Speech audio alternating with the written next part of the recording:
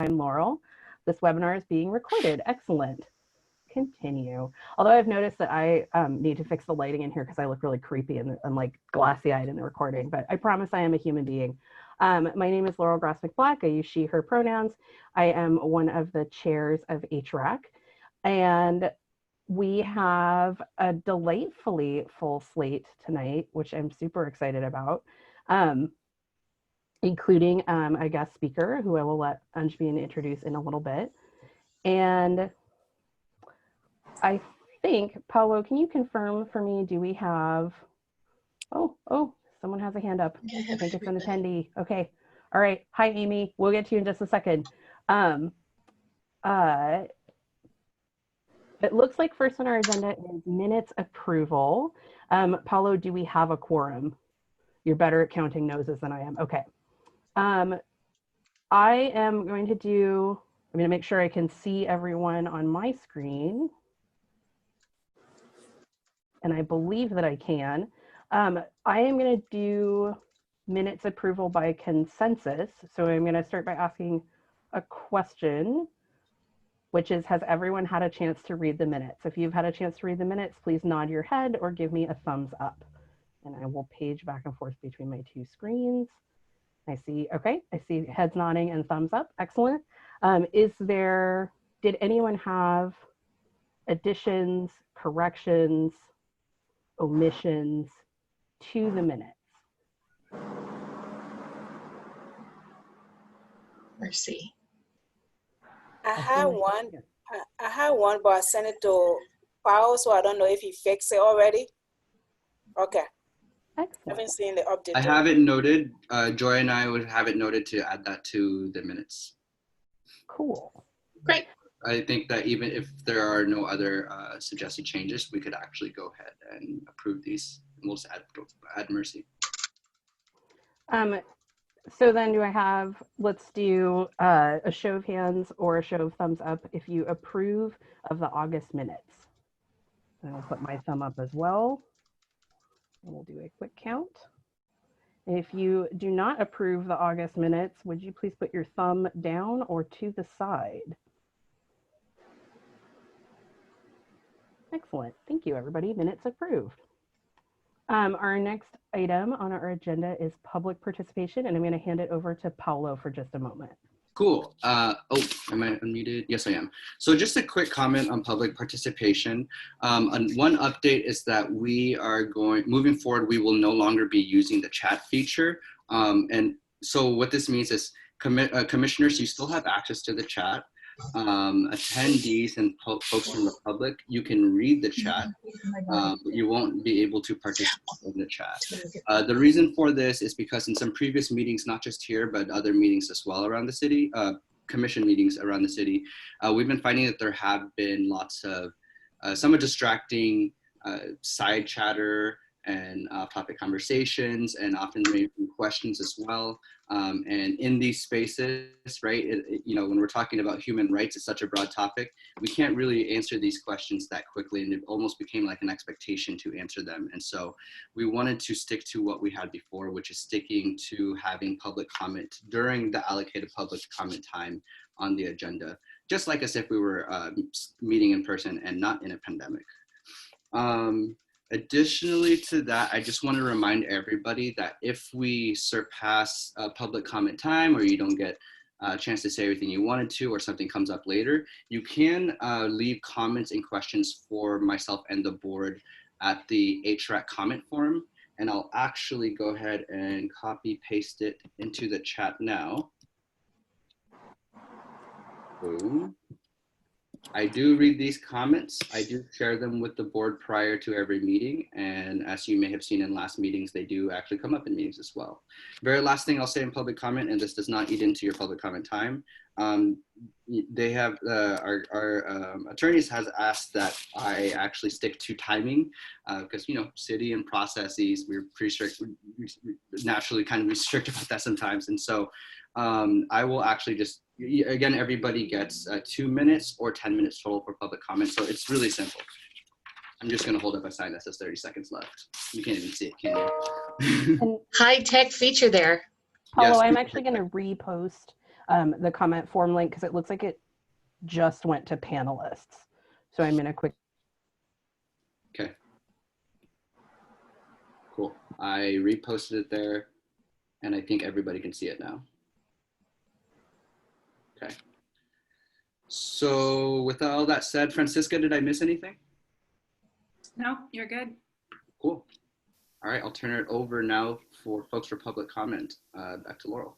Excellent. And so Paolo, you are keeping time then. Thank you. That is not one of my areas of strength is timekeeping. So I really appreciate you doing that. So we have, right now I see one hand raised on the attendee side. If you were also hoping to deliver commentary tonight, if you would please select your raise hand option over there. Hello, Ron. So I have Amy and possibly Ron.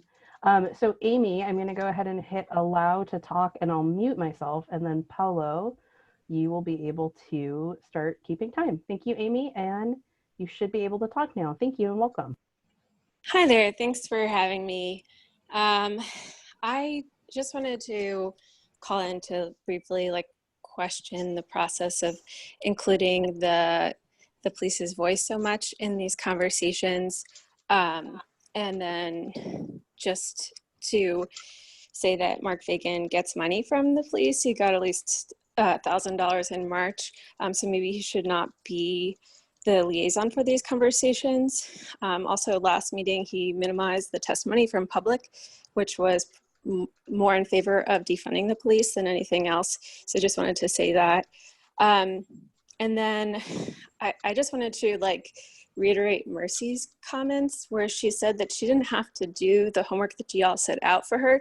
She could just talk to her neighbors, and that the young people of color were, or maybe she said Black people of color, Black youth were moving out of Beaverton because they didn't feel safe with the police. So I just want the ground truth to be what you guys are relying on. And then I just wanted to point out that Tanya mentioned that she has this compulsion to call the police on her neighbors, and it seemed like maybe it was because they were loud, and I don't know. You need to work on your compulsion to call the police. It's not always a safe thing to do. And you said it during the meeting, so it was just a little bit disturbing from my perspective, although I wasn't there for your whole meeting. Anyways, good luck with today's meeting, and that's what I'd like to say. And I really believe that this group should be working towards defunding the police and abolishing police, and working on alternatives and lifting up things that don't involve the criminal legal system as alternatives. Thank you. Thanks, Amy.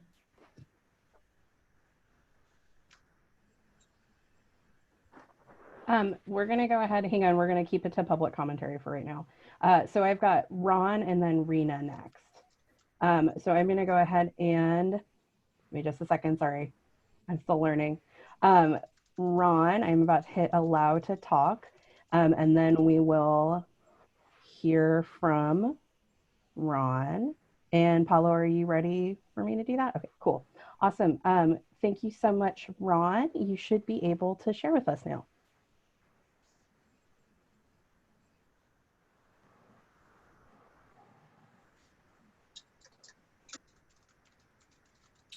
Hey, Ron, you might be muted.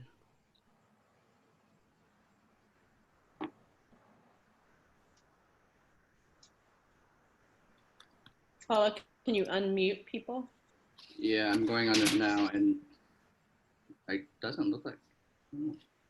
It actually shows up as Ron is not muted. So maybe, Ron, perhaps your audio might be having some issues. Because usually when someone is talking, their box around them actually highlights too, and I'm not seeing any of that. So Ron,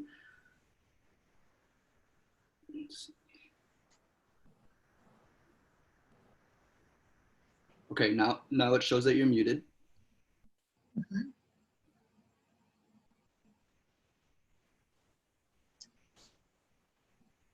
Ron, it shows that you're muted.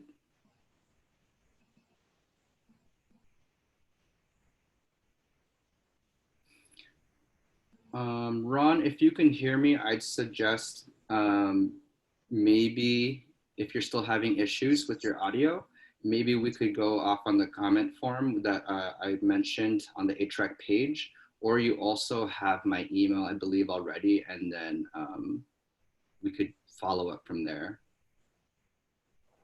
Folks okay with that? Yeah, I can't hear. I'm so sorry, Ron. I think what I'm going to do is I'm going to boot you back down to an attendee. And if we have time at the end of public commentary, we will try to give you another chance just in case we're able to then. I'm so sorry about that, and thank you for being here. So then next on my list, I have Rena, and I am going to go ahead and hit allow to talk. Rena, you should be able to share with us, although it looks like you might be, oh no, you are unmuted. Excellent. Go ahead, Rena. Hi, can you hear me? Yes. Okay, great. My name is Rena Miyamoto Sandal. I'm a lifelong Beaverton resident and a bilingual educator. And I am calling to actually echo some of Amy's sentiments earlier, that I think it's really important that defunding the police and reinvesting in social services be at the center of the Human Rights Advisory Commission's work at this moment. And I would be happy, I think in a couple of minutes, I'll drop some links to Reimagine Oregon's policy demands and the community reinvestment proposal, both of which are put together by a coalition of really reputable community-based organizations that are led by and advocate for Black, Indigenous, and people of color communities. And within those, there are reports and that have a lot of data and information about why defunding the police is important, and why attempts at policy reform are, have proven over decades to be ineffective. And so I think ignoring that call is kind of problematic and not really getting to human rights. So I really hope that you consider that. And also, I guess I'm also a little concerned about Mark Fagin's participation on this commission, considering that in 2018, he did not vote for a Black Lives Matter resolution. And that's an incredibly low bar that's purely symbolic and performative and doesn't even get anything done. So for a leader to not even be able to sign on to that, when in fact very people with kind of fairly explicitly racist intentions can even perform in symbolic and performative things like police officers who kneel in Black Lives Matter protests. I mean, I guess what I'm trying to say is that's a really low bar, and that he hasn't even signed on to a resolution like that, I think says a lot. So I think it's very important that we talk about divesting funds from the police. It's an overinflated budget. In Beaverton in particular, we know we have a killer cop who the city council, including Mark Fagin, is— Rena, yeah, I'm so sorry. Paolo, I just saw your comment in the chat box. So Rena, I'm so sorry that I have to cut you off, but we are at the end of your time. Would you please use that commentary form and submit these via email? Yes. Thank you so much for being part of this. Thank you. I always feel like a monster when I have to mute people, but thank you very much, Rena. No, it's fine. I am going to kick over to Catherine French now. I'm learning slowly, but I'm getting there. And then Ron, it looks like you've raised your hand again. So we're hoping that we can once again hear from Ron. Although Paolo, as I said, I'm terrible at keeping time, so I don't know if we're over our 10 minutes. I'm gonna go ahead and Catherine, you should be able to talk now, although it looks like there you are and you are unmuted. Okay, go ahead, Catherine. Thank you. And this is just so fast. I'm glad that you are welcoming us here today. I'm grateful. And I'm basically just listening. So I may have questions as I listen. I'm hoping there's a few minutes at the end for we guests to also speak. That's all. Thank you. Thank you so much, Catherine. I'm furiously scribbling because I'm trying to capture these public comments. We're going to do Ron Morrison take 2. Hopefully it works this time. Ron, if you were able to, please go ahead.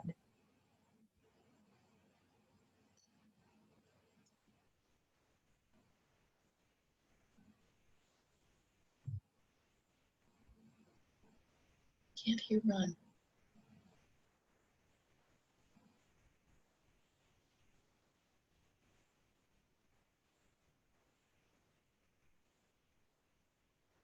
Is anyone able to hear Ron?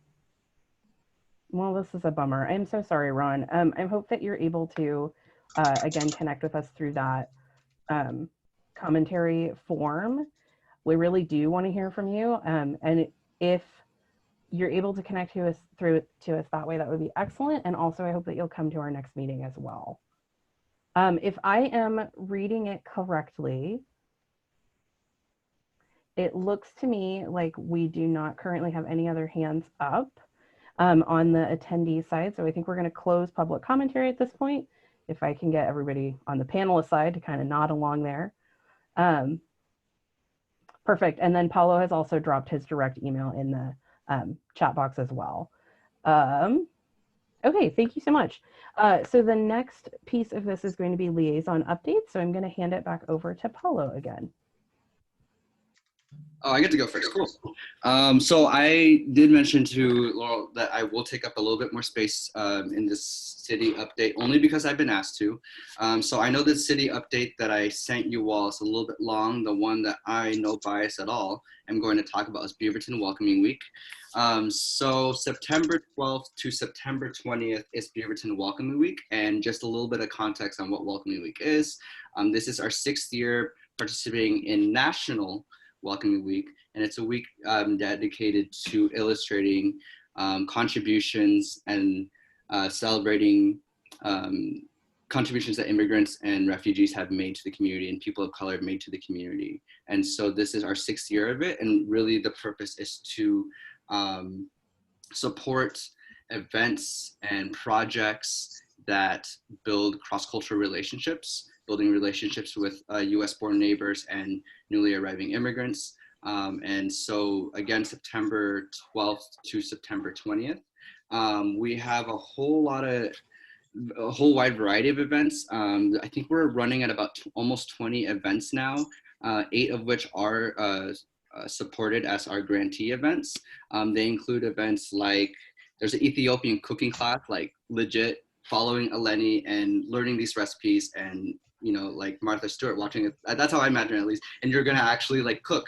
There's business recovery programming for minority-owned business owners. There's going to be Polynesian dance classes, like actually move the ottoman and make room in your living room and follow along. Lisa Chang with Hula Halau is going to be teaching dance classes. Someone's laughing, but hey, you know, this is like back in the day, Billy Banks and Tybo. We're bringing it back. So again, Beaverton Welcoming Week, you're going to go to beavertonoregon.gov/welcoming week to find all those events. I hope to see you there.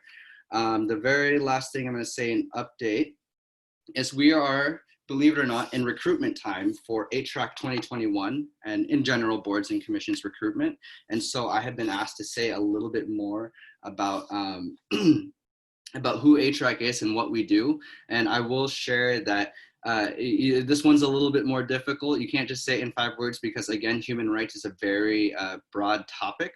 And so really what HRAC does is they promote integration of human rights values and principles throughout the Beaverton community. That looks like Beaverton City Hall and also outside City Hall walls, internally and externally. And I can't remember the exact date that HRAC was founded, but I know that we're around the same age, HRAC and I.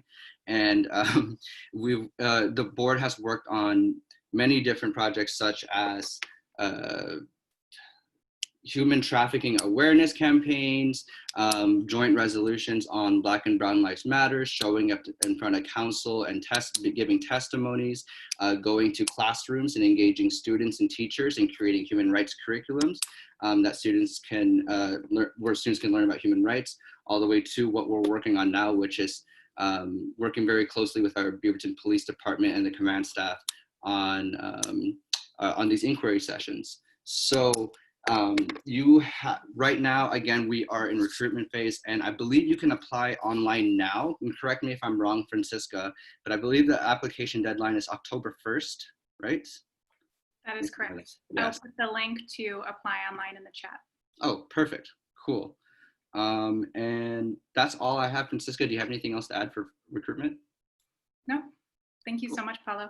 Yep, there's my city update.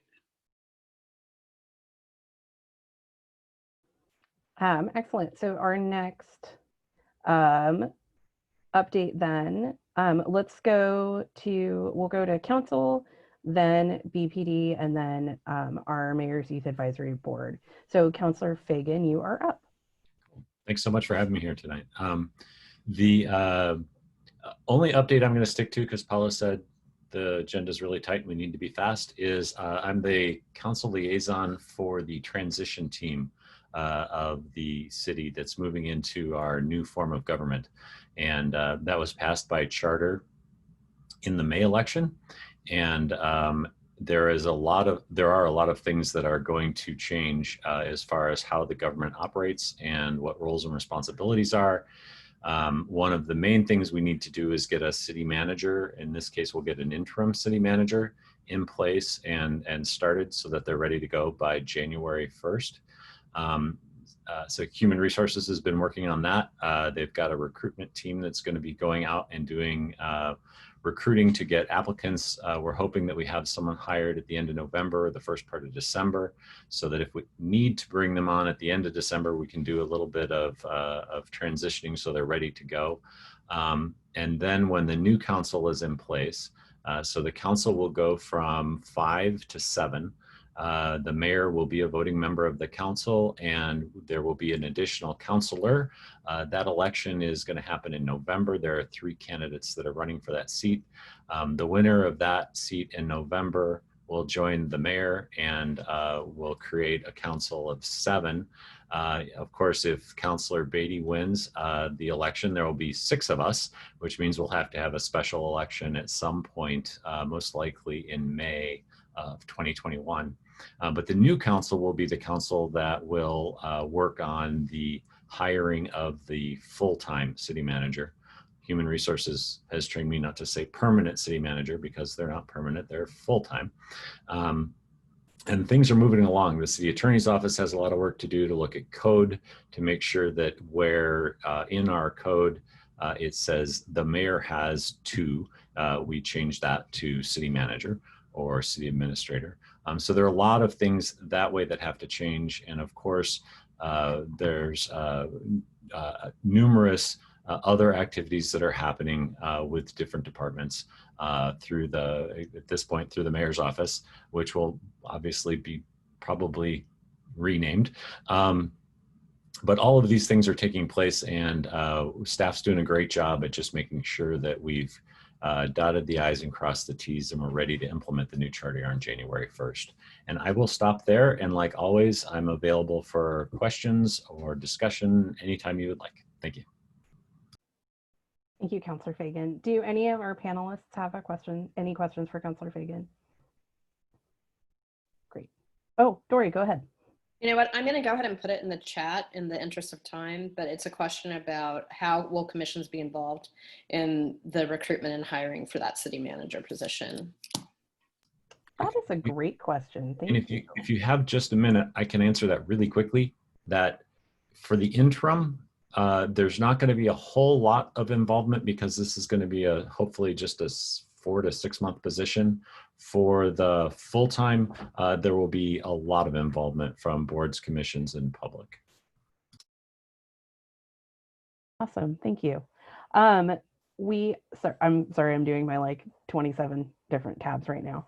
And then I just want to remind all of our HROC commissioners that we do have our, you should have received the full liaison updates via email from Paolo. And if for some reason you didn't, let's check in. So then let's go ahead and Lieutenant Stellingwerf, if you would like to take the floor for a BPD update. Sure. Good evening, everybody. And like you said, you have the snapshot and some of the stuff we did last month with Shop of the Cop and things like that. Obviously, I think before we started the meeting, the chief was talking about moving. We are currently moving our new building right now. We're about 3 days into it. I sent a snapshot of what we did last month. It also encompasses a lot of the community partners, in fact, all our community partners we work with throughout the city in a variety of functions. So that's for you to look at. If you didn't get that on your email from me today, just let me know. I'll be happy to share that with you. And I was also asked that we have somebody from the schools here, which is Sergeant McDonald. He's our school resource officer sergeant. He's responsible for our SROs in schools. I understand there might be some questions about that. So I'm going to give this over to him. He can give you a quick brief and maybe we can answer some of your questions if you have any. Okay? So here is Sergeant McDonald.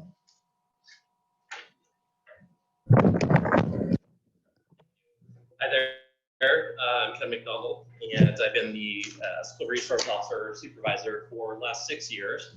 I don't know if most of you know, but we have 7 school resource officers that service the Beaverton School District. We service 33 of those public schools, and we take about 3,500 calls for service each year during the course of a school year. And those calls for service can have a wide variety of ranging criminal components, but also information calls about services. And so it's a wide variety of those type of calls. I don't know exactly what you as a board commission would like to hear. Certainly, I'd like to answer any questions if you have any questions about the school resource officers. So I'll pause for a minute to take those questions. So I have like 100 questions and I'm going to try to keep it to 2. What kind of data are gathered as part of the SRO program, and how are those data used? So data as far as like custodies, calls for service. I'm thinking in terms of like how are you using data to examine potential bias in practice? So we did hold the last 3 years of calls for service within the school district. It was actually very interesting to learn that a little over 96% of the juvenile referrals, and when I say referral, it can mean that a juvenile is physically taken into custody, but most times it just means that they've been charged for the crime and the juvenile department will evaluate whether or not that juvenile continues. So to answer your question shortly, 96% of those calls or referrals were actually generated by the school. The school, community, or student reported a crime, and the school resource officer went to investigate the crime that was reported. So the remaining less than 4% were self-initiated calls by the school resource officer. Interesting. Schools are not immune from bias as well. So Paolo has just reminded me that we have time dedicated to SROs later in the agenda. Thank you, Paolo. I just got excited. I believe that we will hit this in our later component. So maybe I'm just going to give you a preview of a question that I know has come up for us a lot, which is we'd like you to really be considering how are you specifically reaching out and connecting with youth in terms of so our whole theme tonight is gaining community feedback, and so we wanted to ask you about youth outreach avenues. And so you don't have to answer it right now, but just I believe in having some thinking time, so know that we're going to ask you about that. I've got your answer already. So, okay, certainly I can wait. Okay, awesome. Yes, so let's go back to Lieutenant Stellingwerf if you had more that you wanted to report on. Thank you for reminding me that we're holding the SROs for later.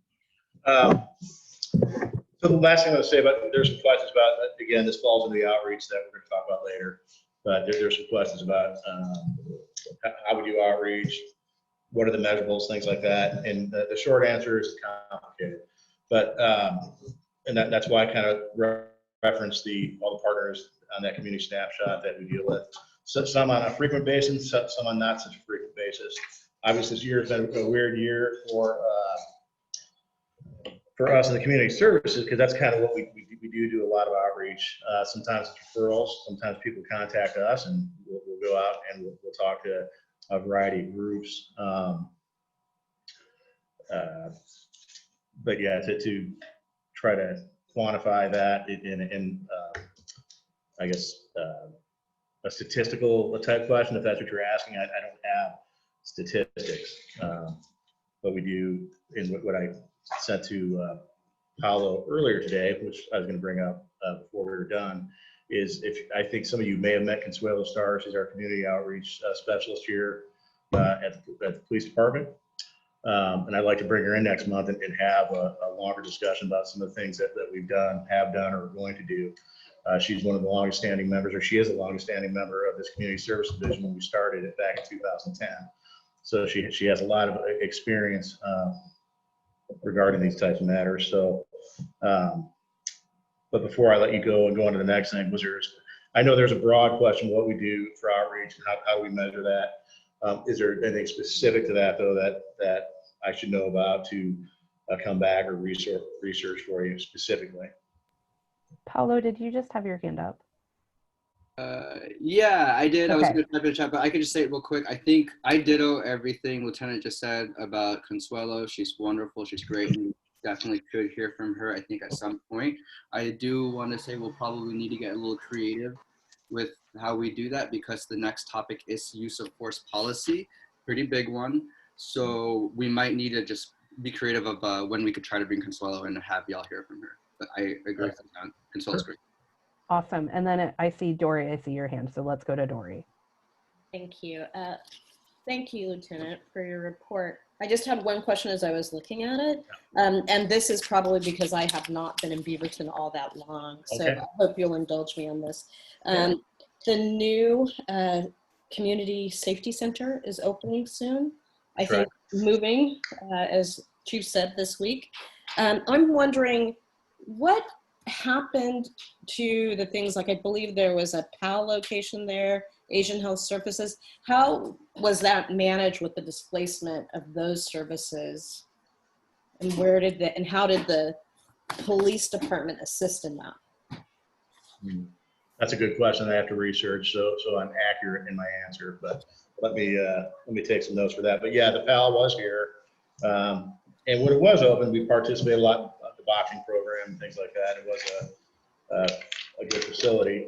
We currently don't have a home for Powell,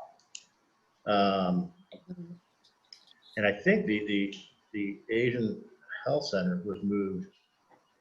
Powell was temporarily relocated. Well, Powell, yeah, with the Beaverton School District, but I'm not sure about the center.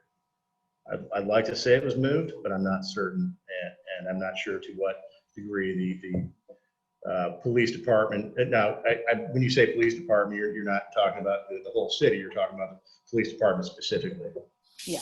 Understanding that the public safety center also includes emergency management and some other things. So there's got to be a lot of crossover with programs in the city and the police department. And so again, that's a big question that I'll have to run down and get you more specifics on that if that works for you. Yeah. Chief Groshong, I see your hand.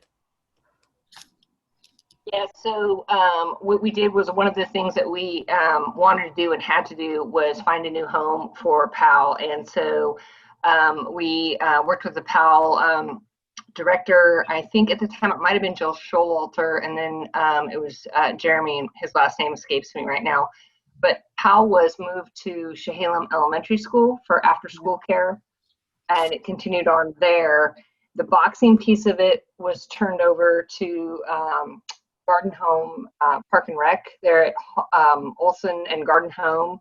They already had a boxing program, and so a lot of the kiddos that were involved with Powell moved to that location. Unfortunately, the Powell didn't receive adequate funding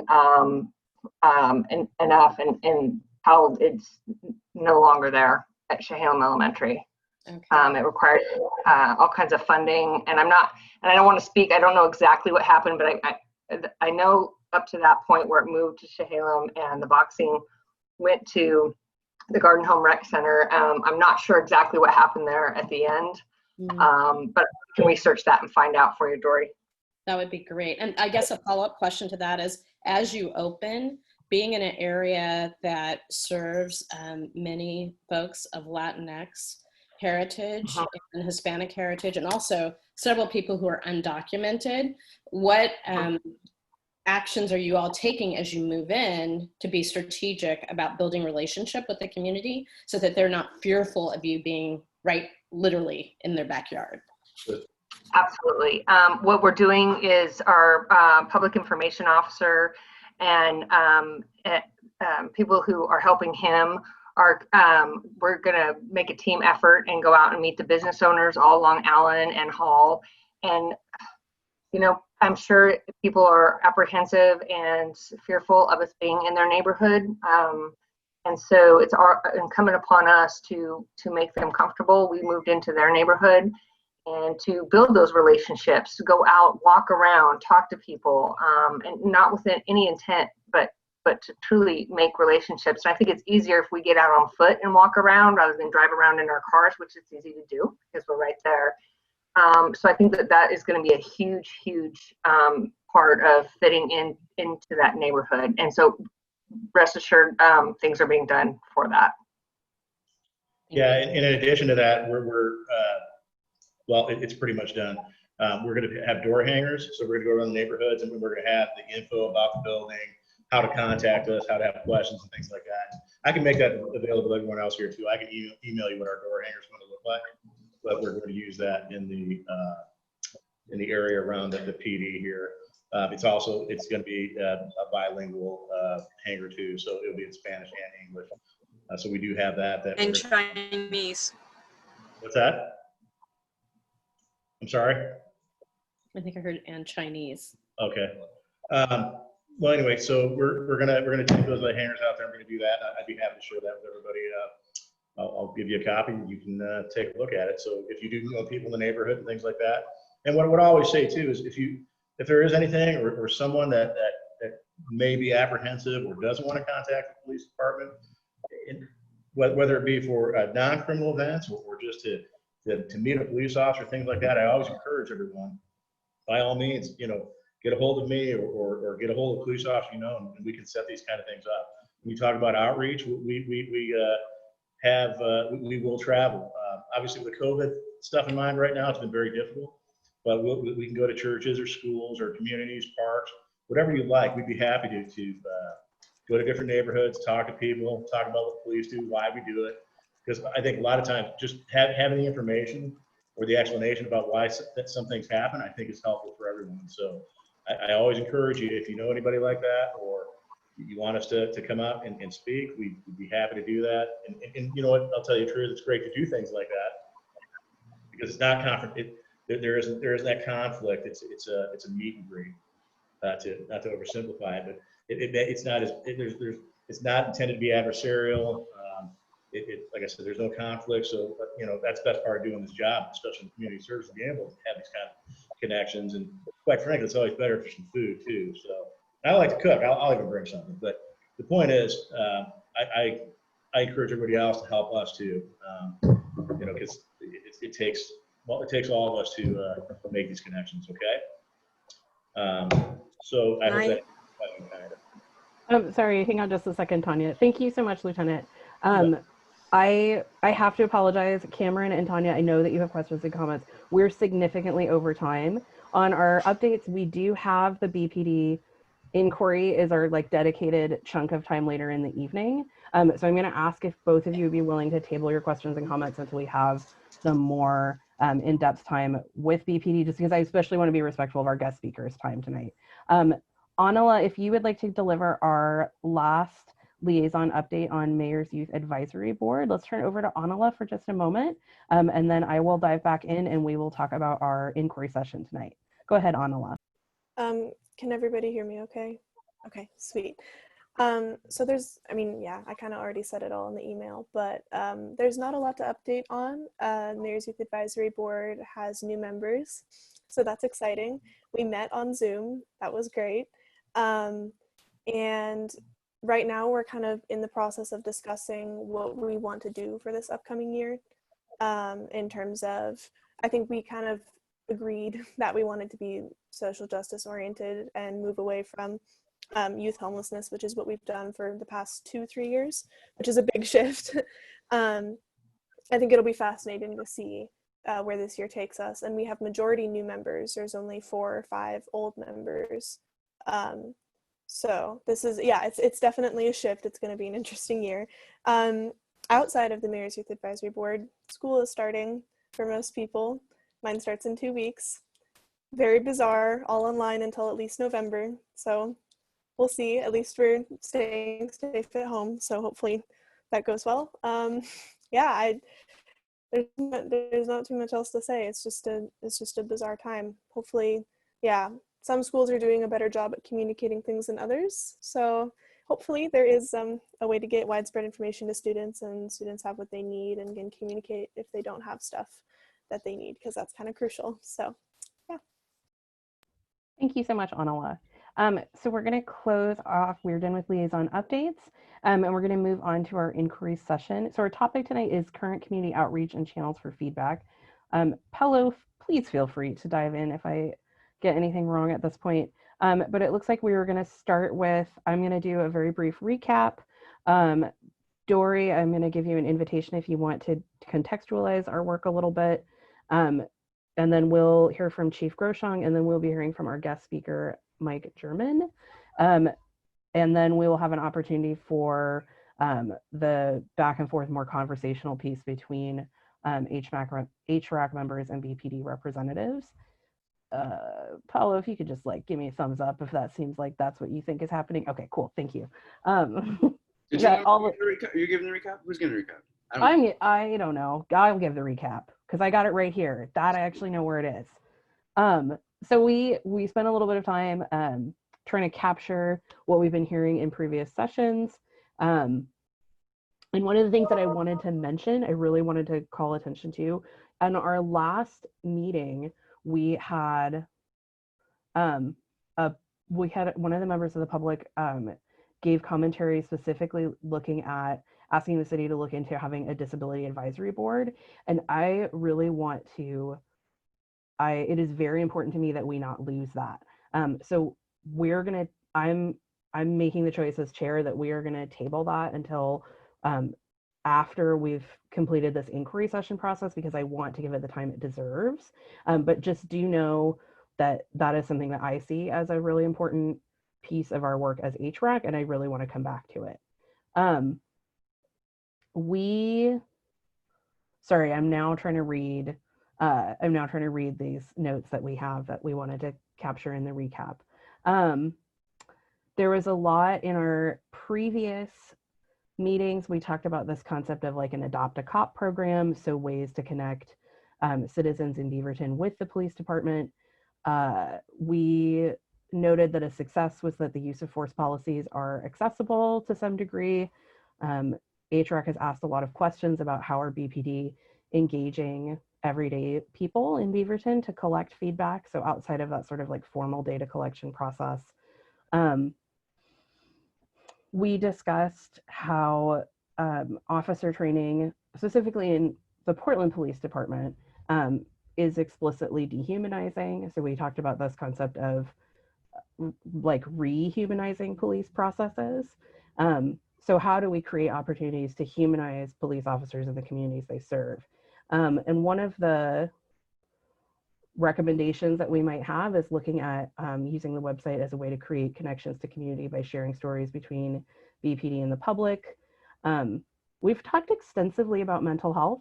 So we've talked extensively about the role of policing in responding to mental health people in experience mental health crisis, but we've also talked about wellness from a police officer standpoint. So what are there ways for us to ensure that people who are doing policing are more well, with the aim toward someone who is well will make better decisions in the moment. We asked, how can officers safely hold each other accountable without repercussion? We talked about how data is not always digestible. So how can community members actually understand that, and how can that be more transparent, essentially? What are ways beyond, one of our big questions and recommendations, and this is something that we're going to talk about quite a bit tonight, I'm hoping, what are ways beyond the cadet program and SROs for BPD to connect with youth in general, but particularly high schoolers from public, private, and parochial schools, so from different levels of school. And we just had a lot of like questions and comments on SROs generally, so I think that I'm going to save those until a little bit later. But we were really, one of our suggestions that has come up in previous meetings is this idea of cultivating relationships with culturally relevant organizations and groups to specifically connect with and, more importantly, center the city's BIPOC communities. So that's kind of like where we're at. That was a big, I feel like I'm like at the beginning of the Netflix show of like, here's what you missed last time. So that's our brief recap. I would like to ask, Paolo, I know we're sort of springing this on you, so don't flip out. But Dory had approached me about doing some contextualization of our work tonight, and if it's all right with everyone, I would like to very briefly give Dory the floor. With everybody. For me, I'm going to speak from the I perspective. For me, as we're doing work to represent all of Beaverton, all almost 100,000 people, I think it's important to have a context for that. So wanted to say George Floyd was murdered on May 25th. Protests in Portland and across the country and the world have continued for a while. Portland is close to 100 days. On August 29th, Aaron Danielson, a 39-year-old Portland resident, was shot to death hours after participating in a car parade in support of the president. Danielson may have been wearing garments that represented the Patriot Prayer Organization. On Tuesday, Portland Police Chief Chuck Lavelle stated, "This is impacting the safety of our entire city, and urgent action is needed. Our elected officials need to do their part to draw a line in the sand and to hold people accountable." Over the past several weeks, we have seen arson at occupied police precincts, as well as the Portland Police Association office, which is tucked into a residential neighborhood. Last night marked yet another escalation of the senseless violence. The families that lived inside have done absolutely nothing to provoke a threat to their lives. The violent behavior must end. That's a quote from the Portland Police Chief. Additionally, last week, Jacob Blake, a Black man, was shot several times by police officers attempting to take him into custody in Kenosha, Wisconsin. Blake is paralyzed and an investigation is underway. On Tuesday, August 25th, Joseph Rosenbaum and Anthony Huber lost their lives at the hands of a 17-year-old white male who shot them as they were protesting the police shooting of Mr. Blake. The 17-year-old also wounded another protester named Gage Grosskreutz. The shooter said that he was present to protect people's property. The shooter has turned himself into police and is going through the judicial process. I think it's important for us to acknowledge this context as we gather tonight to discuss community safety in our city, Beaverton. I think this context hopefully leads us to be urgent in our work. And I just wanted to address a couple of things that were said in public comment. Our role in this is to do an exploration, and you are all free to disagree with me. I think what the police department and the city need to hear are more voices like the public members who participated today to affect change. We were called in to explore in a collaborative way the work that the police department is currently doing and to offer suggestions to help improve relationships with the community and improve the way that we are holding and taking care of the people in our community and holding them safe. So with that, I'm done, folks. Thank you so much, Dory. I really appreciated you reaching out and asking about wanting to contextualize that. I feel like that is really important. I always feel like after Dory speaks, I always just want to have a moment of like let it land. That was awesome. Thank you so much. And really well said on like what, in terms of what our role is. I was looking in my mind as well for a way to frame that. And I think that was really it, that we're here as like facilitators and we're attempting to facilitate a conversation. And so we are so deeply appreciative that members of the public are joining that conversation. And thank you so much. And please continue to push. So we have on deck to present would be Chief Groshong and then Michael German. And so I'm going to go ahead and turn it over to Chief Groshong, and I will be quiet for a bit. Thank you, Laurel. Well, good evening, everybody. My name is Ronda Groshong. For those of you who don't know, or for the members of the public attending, just want to go over a couple things that we're doing in conjunction with the mayor's office. You guys spoke about hearing from the community. The city has hired a consultant. She is BIPOC. And she, in conjunction with, to plan for future listening sessions with community members, the consultant has been hired. She's had, I believe, at least 5 or 6 meetings with different community groups where city employees are not present. It's just the consultant. And I think she might have met with HRAC or somebody from HRAC already. I'm not quite certain. Yes, we were invited. Okay. So Dory and Joy Okay. were able to. I just met her through Zoom very briefly. She's a wonderful woman. So the plan is because at the beginning, I know we wanted to have the police come to council meetings and talk about, what it is we do and why we do it, but we're kind of covering that here. So in working with the mayor's office, the consultant was hired. It's going to bring back all the feedback from the community groups to council. And at that time, then the council are going to listen to what the community is saying. And it represents, I think it's really important that it represents a large sampling or a large part of the community or different groups. Right now, everybody's welcome to call into the city council meetings and make public comment, but I don't think everybody feels comfortable doing that in those situations. And so I think the thought was by having a consultant go out by themselves and get this feedback, bring it to the council, get a very wide spread view of what it is the community as a whole, as best as she can do, get what is going on in the community, what people want, how they want to be heard, what they suggest. And then the council will work with her. And then I believe mid-September, for at least 2, if not 3, there'll be 3 listening sessions with council, myself, probably the mayor, and I'm not sure if there'll be any other panelists. That part, I don't know. So I'm very, very excited to get this big cross sample of what our community members from various different groups, what it is they want to hear as not coming from, a commissions board, but just in general. And so we're going to do that, and I'm very excited for that. So I'll be working with her and the mayor's office on those upcoming listening sessions. So I'm super excited about that. And then also, just to reiterate some of the things that we're looking at, it was brought up in a council meeting, I think the beginning of August or the end of July, I can't remember.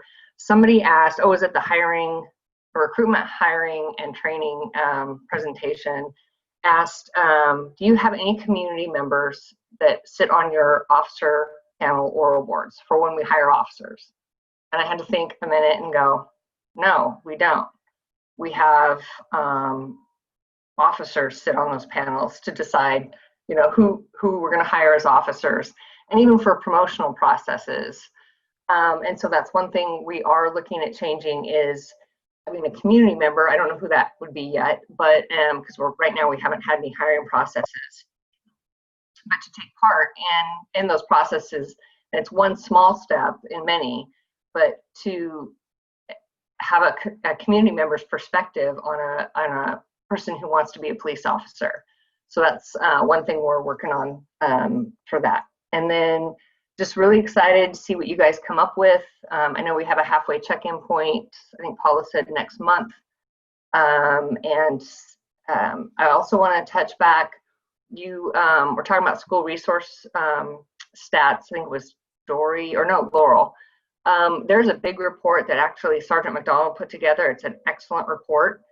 And I apologize. I thought, I've sent you guys our use of force summary complaints, our community complaints.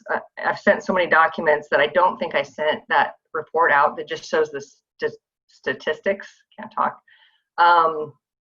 but I'm more than happy to. In fact, I text Paolo during the middle of this and said, "Oh my gosh, I don't think I sent that." So I can send that to Paolo to have it sent out to you. But it shows a lot of statistics.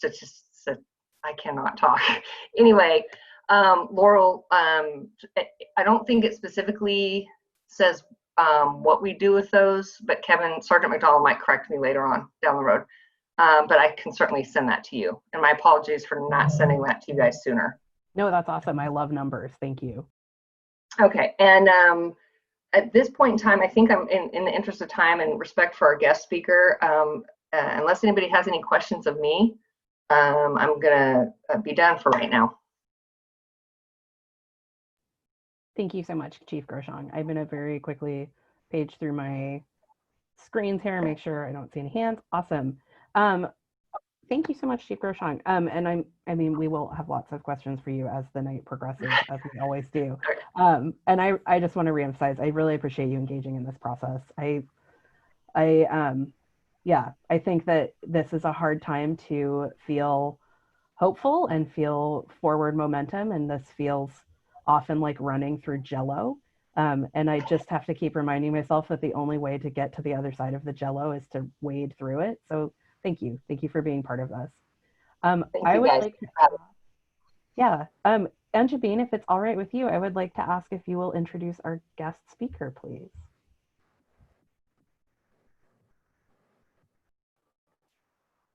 Yes.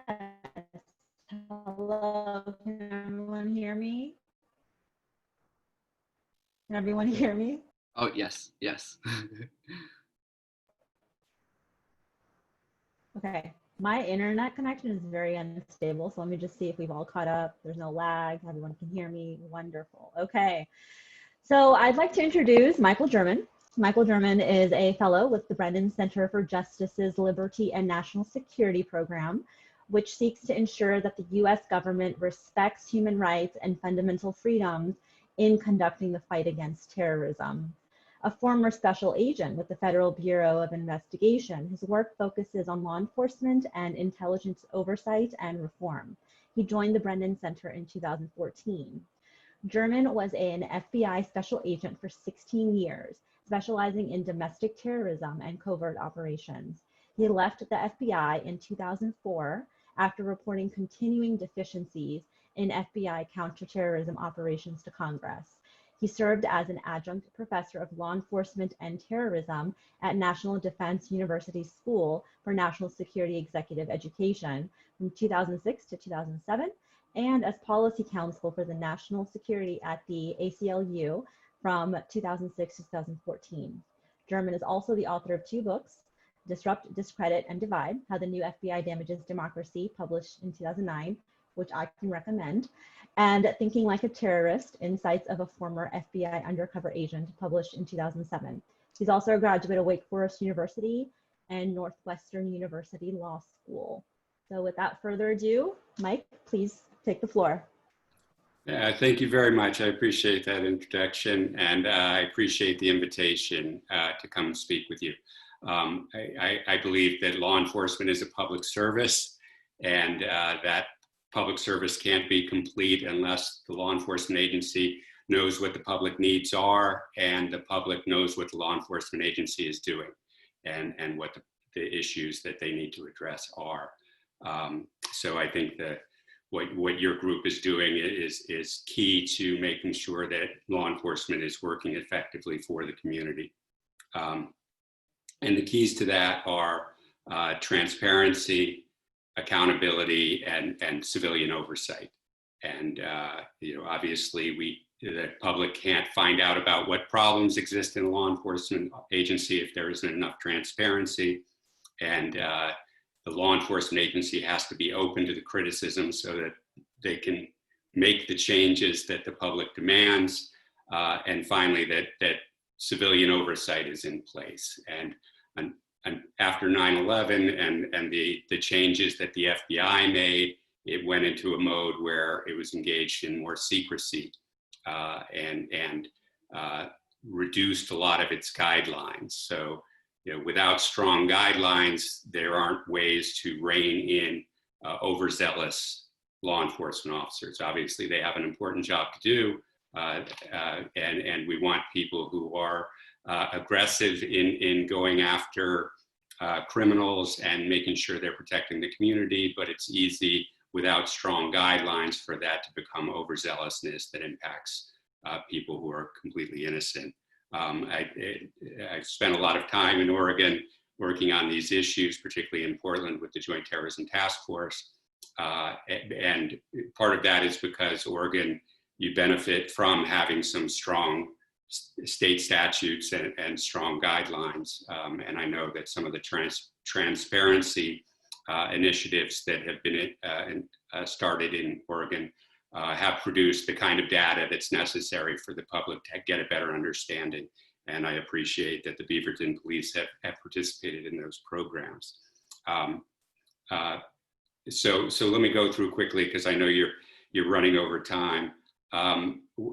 Issues I remain concerned about are participation in the Joint Terrorism Task Force, and I know that the Beaverton Police Department have participated in the task force in the past. I don't know if they currently are, but one of the reasons that was an issue in Portland is because Oregon has a statute about intelligence collection that requires reasonable suspicion of criminal activity before information can be collected. The FBI's guidelines are not that strong. They had been when I worked domestic terrorism cases in the 1990s, but after 9/11, they were watered down considerably to where now the FBI can conduct investigations called assessments that require no criminal predicate. There's no allegation or basis to believe that somebody is engaged in wrongdoing before the FBI can initiate very aggressive investigations. And this is the lowest level investigation. So on these task forces, this is what we have found the police participants, the police members of the task force tend to be working on these cases. So what we talked with the Portland City Council about was how do we make sure that the Portland officers are obeying Oregon law and Portland regulations when they're working on a task force that is supposed to operate by FBI regulations. And that's why they ultimately chose to leave the task force. So I would ask you to ask the same questions of the Beaverton Police Department. How is it that we're maintaining the type of transparency and oversight of Beaverton police officers when they're working on a task force that plays by different rules? And I can forward the testimony I wrote in Portland if that would be helpful to you. There was talk about community outreach, and obviously community outreach is important because the only way the police can know what the public interests and concerns are is through that kind of outreach. But I would warn you about another federal program operated through the Department of Justice, the FBI, and Department of Homeland Security called Countering Violent Extremism. And this started out as community outreach to the Muslim community, what they called mosque outreach, but it quickly morphed into an intelligence collection platform. And one way to really destroy police relationships with the community is by using community outreach as a Trojan horse to gather intelligence about that community. So I would hope that you would look closely at those programs. The name was, it was the Countering Violent Extremism under the Obama administration.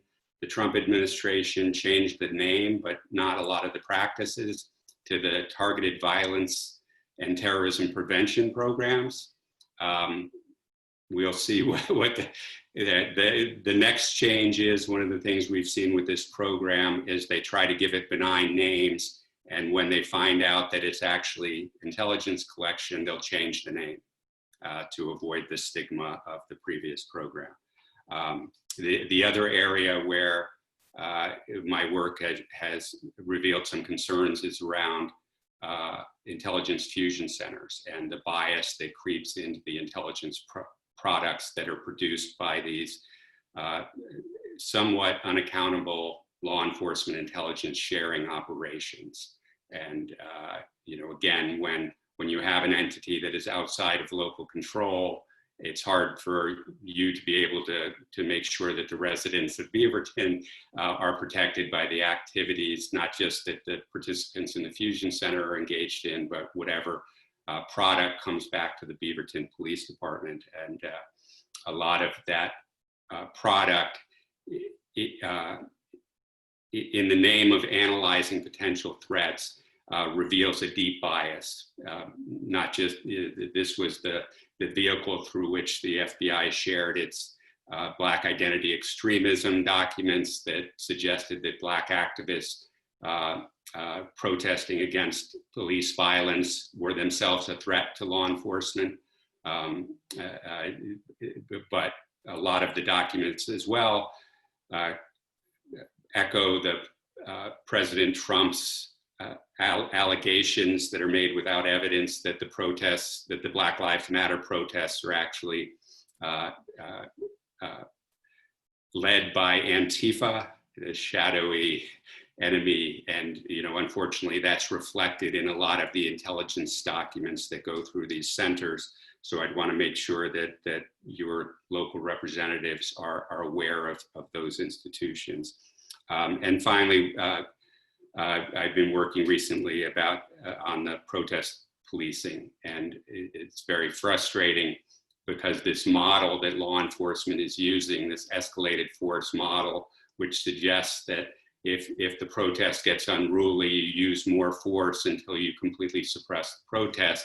That was a method that was used and adopted in the 1960s and studied thereafter when there were protests that were considerably more violent than anything we've seen in modern times.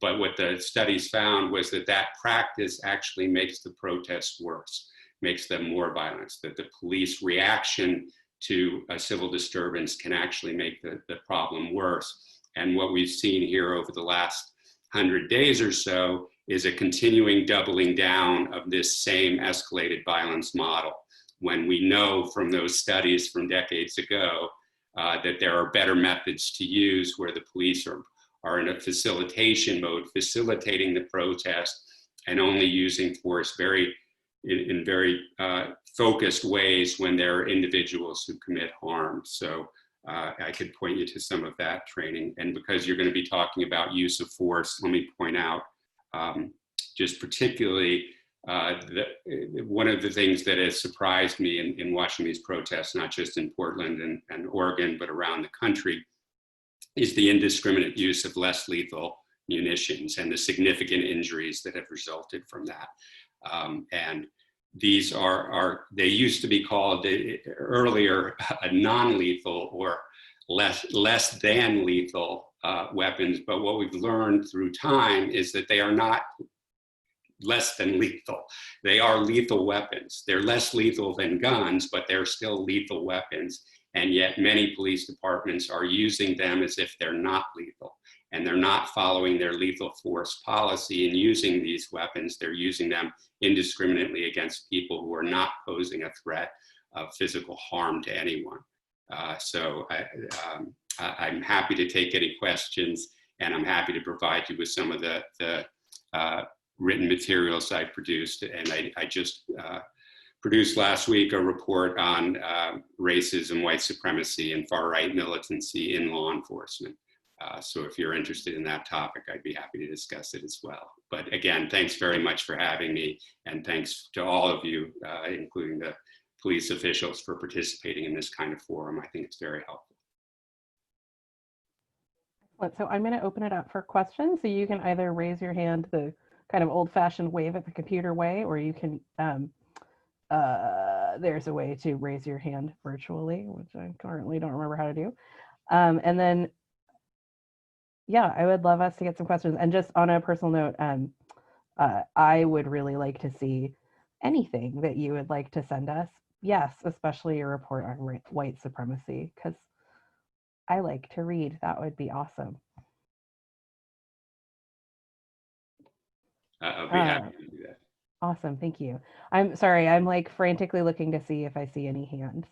Do we have any questions for Michael German? Cameron, go ahead. So I just dropped Mr. German's article in the chat there for anyone that would like to look at. It's pretty good. So as you may know, we have a substantial problem here in the Northwest with violent racist groups. you're running from Adam Waffen to Proud Boys to your old flavor KKK, all of them. Can you talk specifically about the infiltration of both those groups and the sort of odd Cascadian independence groups into policing here? Sure. So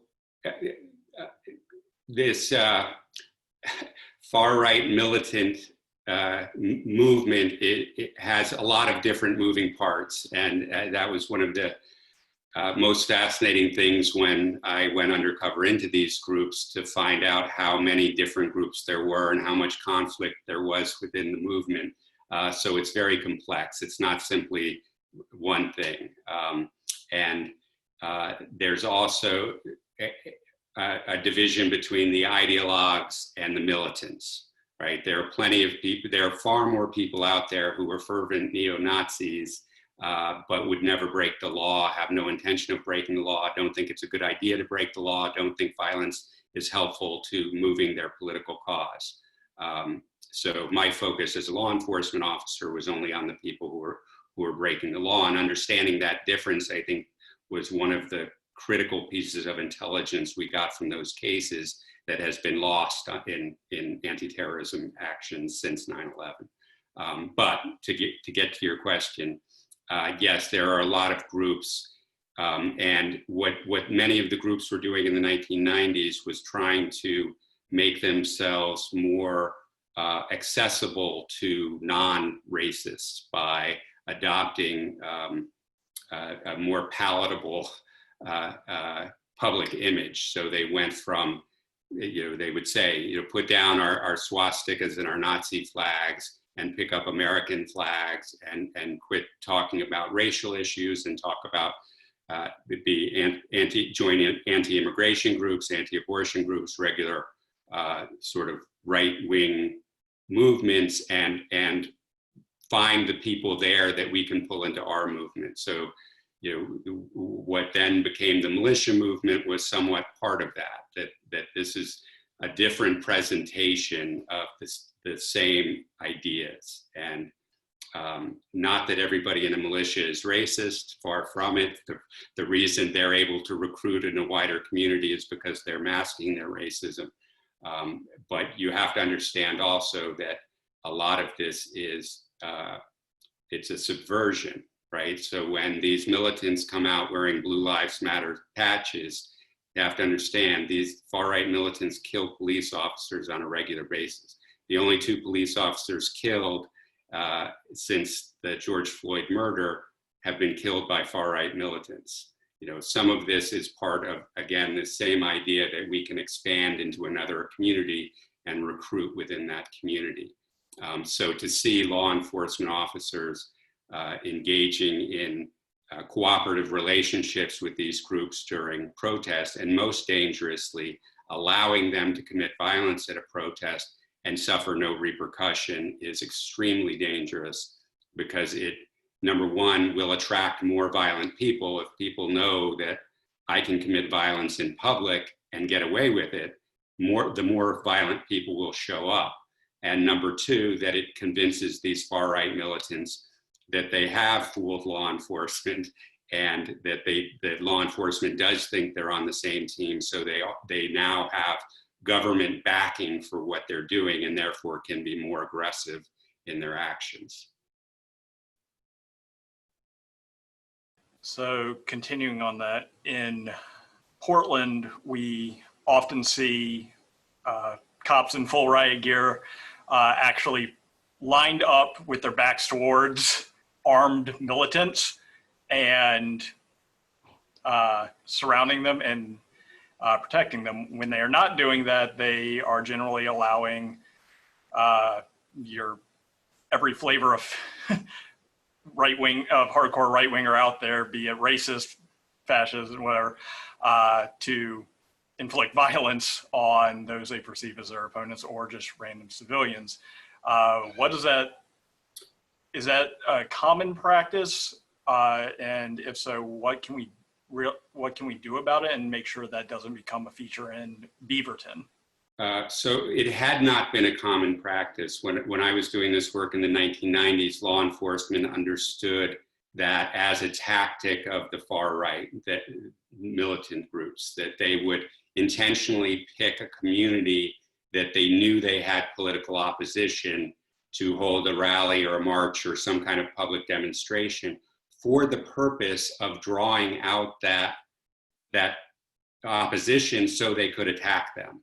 So law enforcement back then was very cognizant of who the instigator in this equation was, and made sure that they were not given the opportunity to attack community members who came out in opposition. I was shocked in 2016 when I started seeing these far-right rallies devolve into riots and no police presence seen. And this wasn't just in Oregon.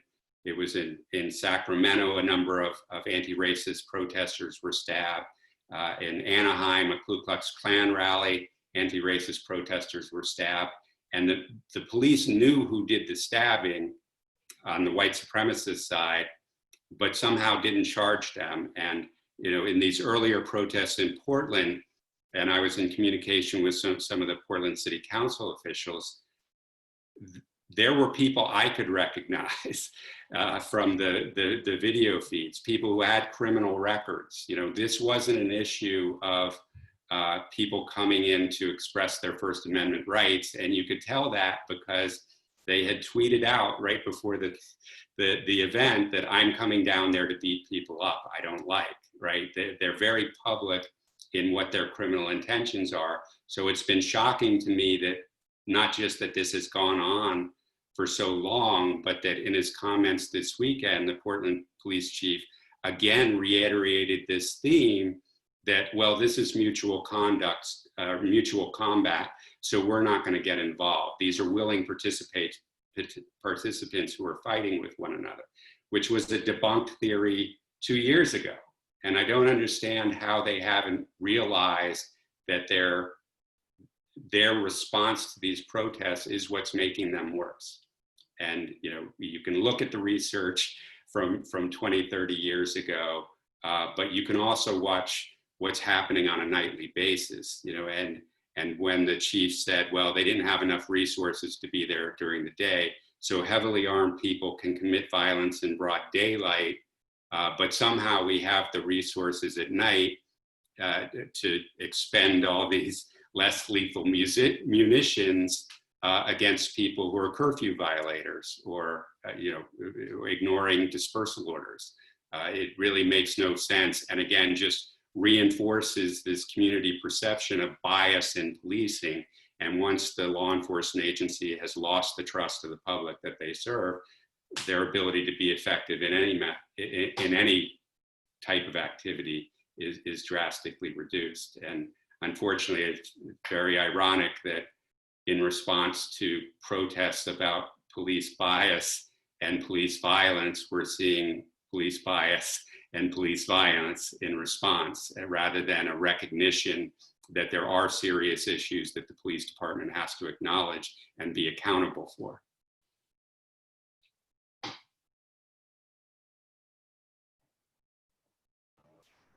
Hey, can I hop in? Maybe you have a question? Yeah, go ahead. Yeah, okay. So thanks again, Mike, for being here. I really appreciated your comments about community engagement needing to be done very intentionally. Thank you for mentioning that really powerful example of what's happened with the American Muslim community pre and post 9/11. Right. And not only is that at risk, what I get worried about is also when we are reaching out to communities that are already marginalized, we're also asking for free emotional and mental labor from them to help fix the systems that they didn't help create and now in part marginalize them. And so I'm curious if you have any wisdom to share with us about models that both avoid the exploitation of the free labor and the wolf in sheep's clothing of community oversight engagement becoming investigative. Well, again, it's fascinating that and it's not just Portland, right?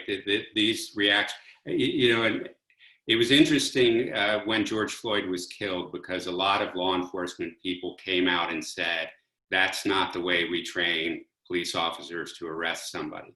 But if you watch these protests like I do, there are arrests that look exactly that way, with 3 officers kneeling on a guy and somebody kneeling on his neck, everywhere across the country. So the police nationwide are receiving that training. I don't know who they're getting it from, but the type of arrests that they're making show that they are using an extreme amount of force when it's patently unnecessary, simply to bring somebody into custody.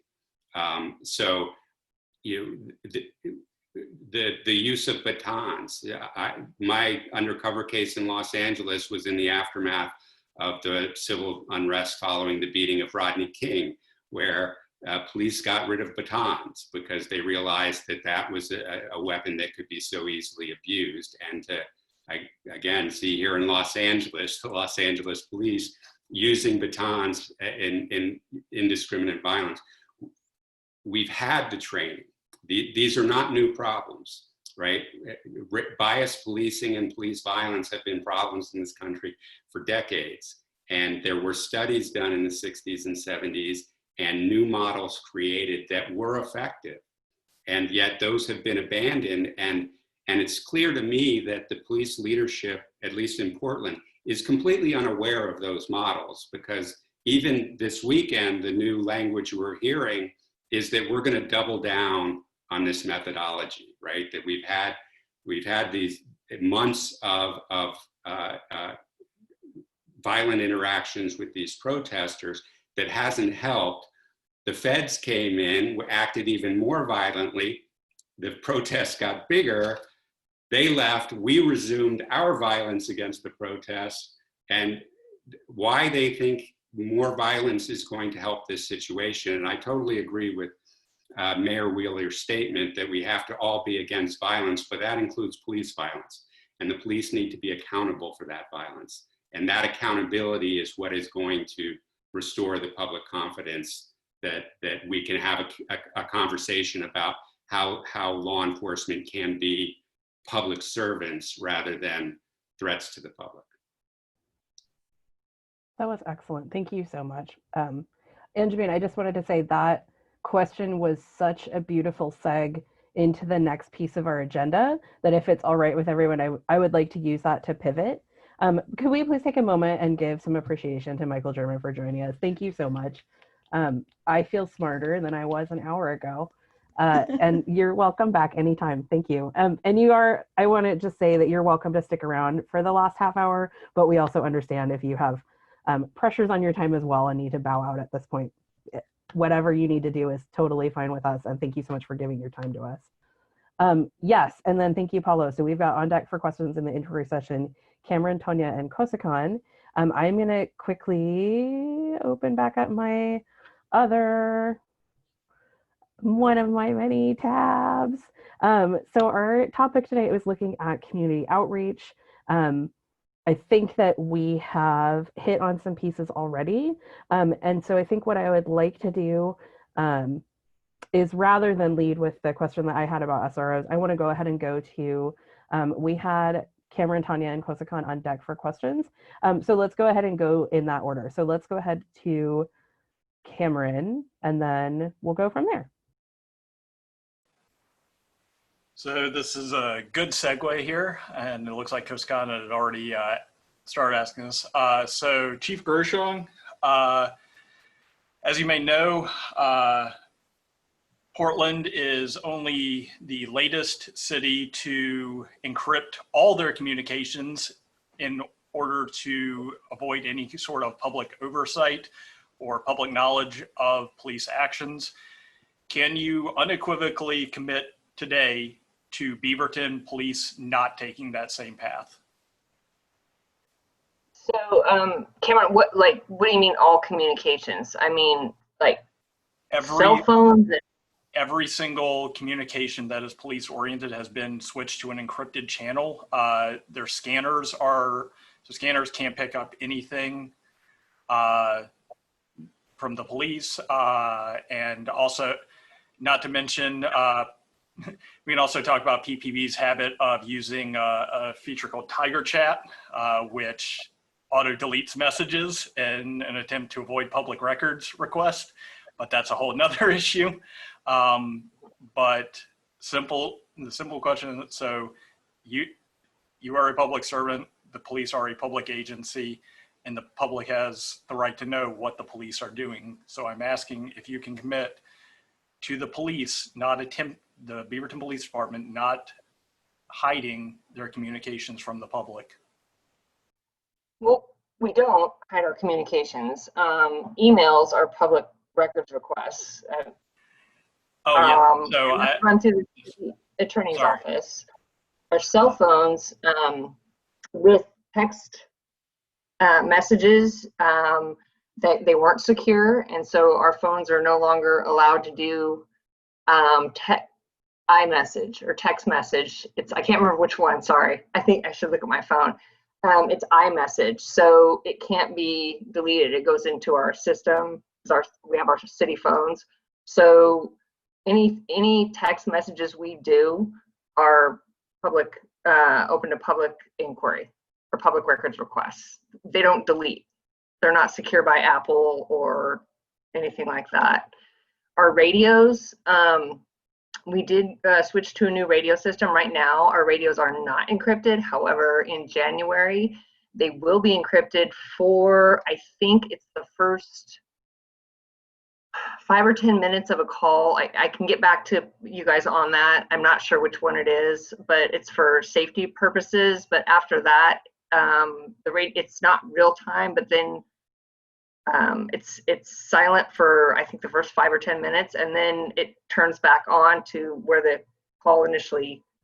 radio traffic initially began. I don't think I'm doing a very good job explaining this, but there is some encryption at the onset of a radio transmission, but it's just a stopgap for 5 or 10 minutes, and then it picks back up to where the radio transmission originally started. So it's not all encrypted.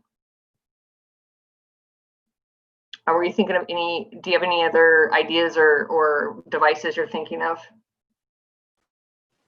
No, that answers pretty well what I was thinking of. Your system sounds good. So it's a delayed transmission, which is, I understand the necessity for officer safety. My worry was, and the only thing I'm asking if you can commit to, is not doing as PPB has done, and it is total silence. I was not aware of that. Yeah. No. If you turn into the scanners right now, it's just a safety tone every few minutes and nothing.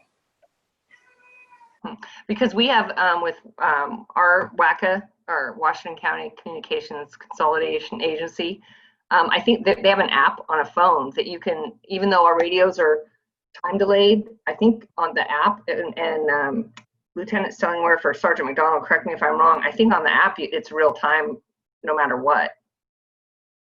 But I could be wrong on that. Yeah, I wouldn't commit to the other. We'll find out. I'll double check. Yeah. Okay, thanks, Neil.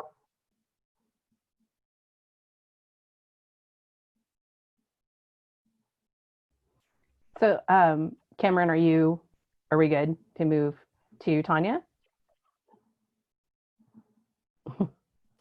Yes, that okay, cool. Thoroughly answered my question. Awesome, thank you. That was a great question, thank you. Tanya, go ahead. Hey, you're muted. Sorry, I thought you guys had all the power there. I have agency. So my questions or comments are really about the police headquarters moving into my neighborhood. I have the neighborhood association worked for about a year to get just people from the neighborhood association to go out and get more membership. And the biggest issue is people not answering their doors. Talking with a neighbor who is Latinx, she said, yeah, everybody's afraid of and she is saying this, everybody's afraid that it's going to be ICE.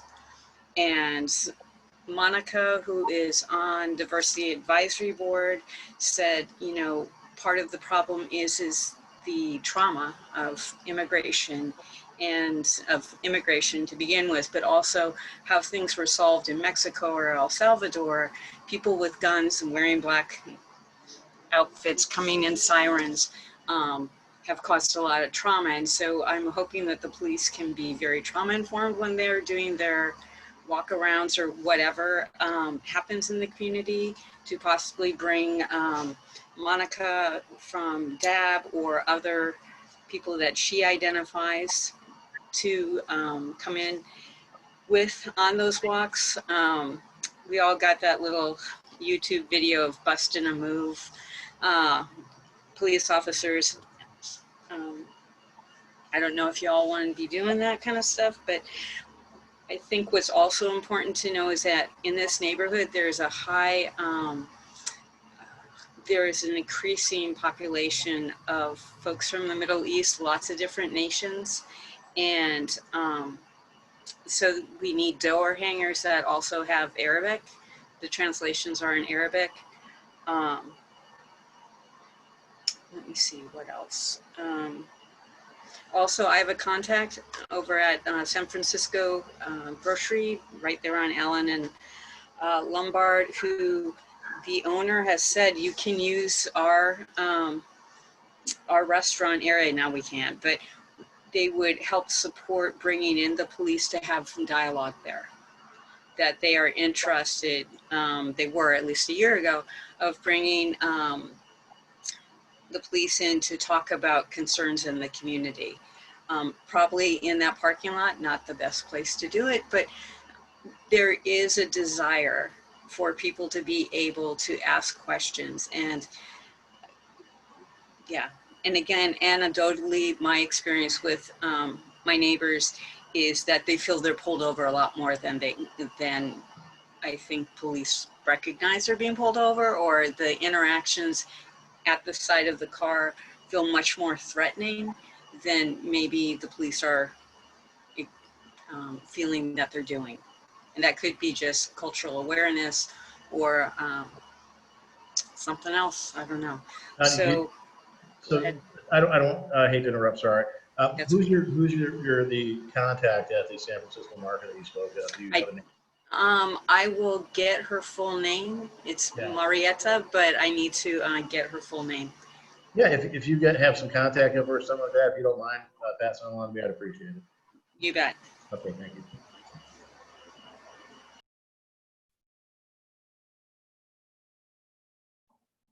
Sorry, hang on, Tanya, you're muted again. That was my fault.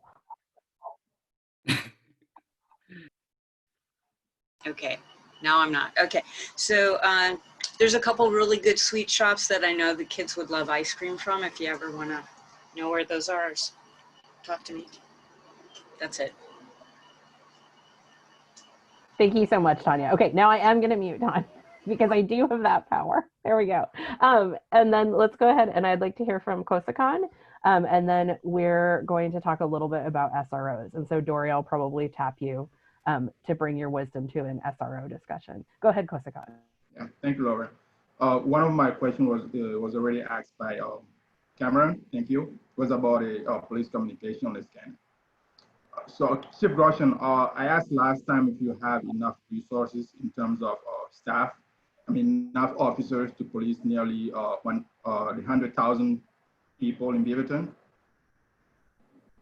Do you have enough personnel for that?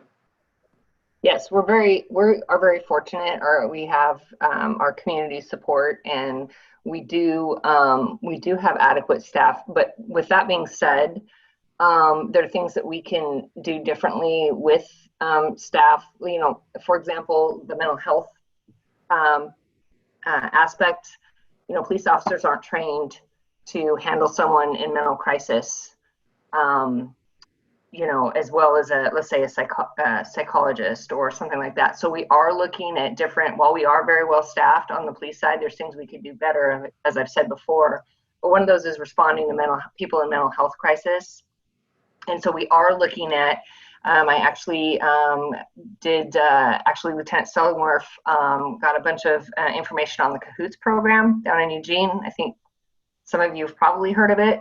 And there is a countywide push to between all the agencies to get something up and running such as that. We've also talked about the county has a mental health response team, and what that is clinicians from LifeWorks are ride with deputies. There's Washington County deputies, and I think there's four shifts a week or something similar to that. And when we respond to somebody who's in a mental health crisis, the officer can go and ask on the air, and we can do this. Sheriff Garrett with the Washington County has allowed them to respond to Beaverton as well, that if an officer goes to a mental health call and the officers, as often as they can, will ask, is mental health resource team on? And they will respond and help mitigate the circumstances or, help the person in crisis as much as need be. It's a great concept. We are looking at doing that. There's not enough clinicians right now to cover the need, obviously, but just want to let you guys know that there is a countywide push for better response to people in mental health crisis. All that to say, I kind of went off track a little bit there, but yes, police-wise, we are staffed.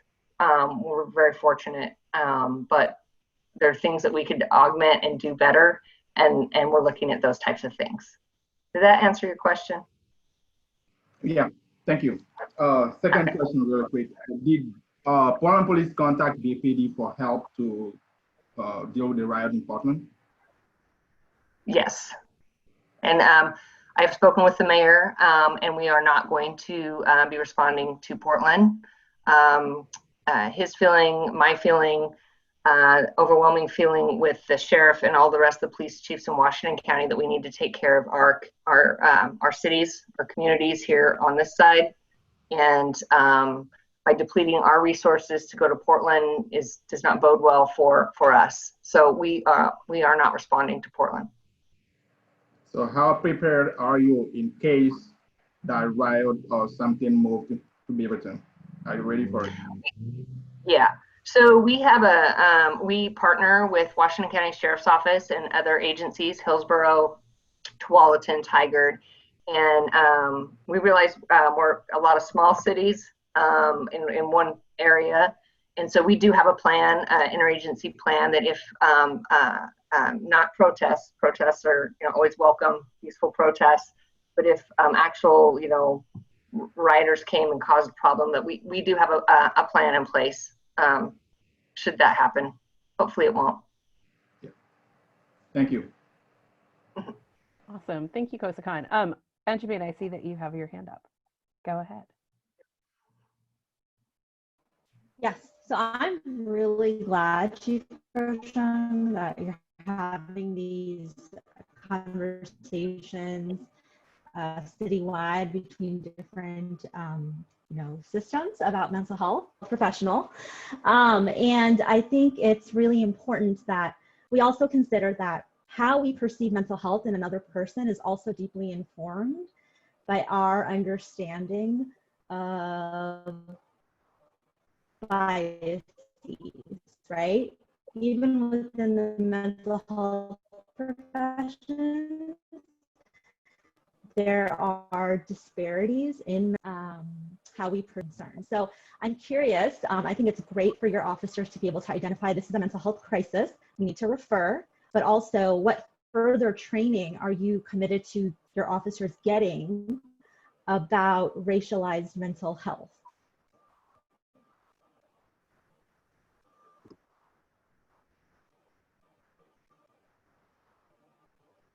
Hang on, you're muted, Chief Groshong. So, Angeline, I apologize. So what are you asking? What other training just for mental health purposes in total, or is there a specialized? No, like I'm specifically about, I know you all already do some work around mental health, but I'm curious about specifically around mental health and race. What further trainings would you be willing to commit to for the entire department? Well, I mean, it depends. I mean, I'm always wanting to improve anything for our officers that will help them do their job. Mental health, and then always the race component is helpful. I'm willing to do just about anything to help our officers, you know, have the tools in their toolkit to respond to these types of calls. Yeah.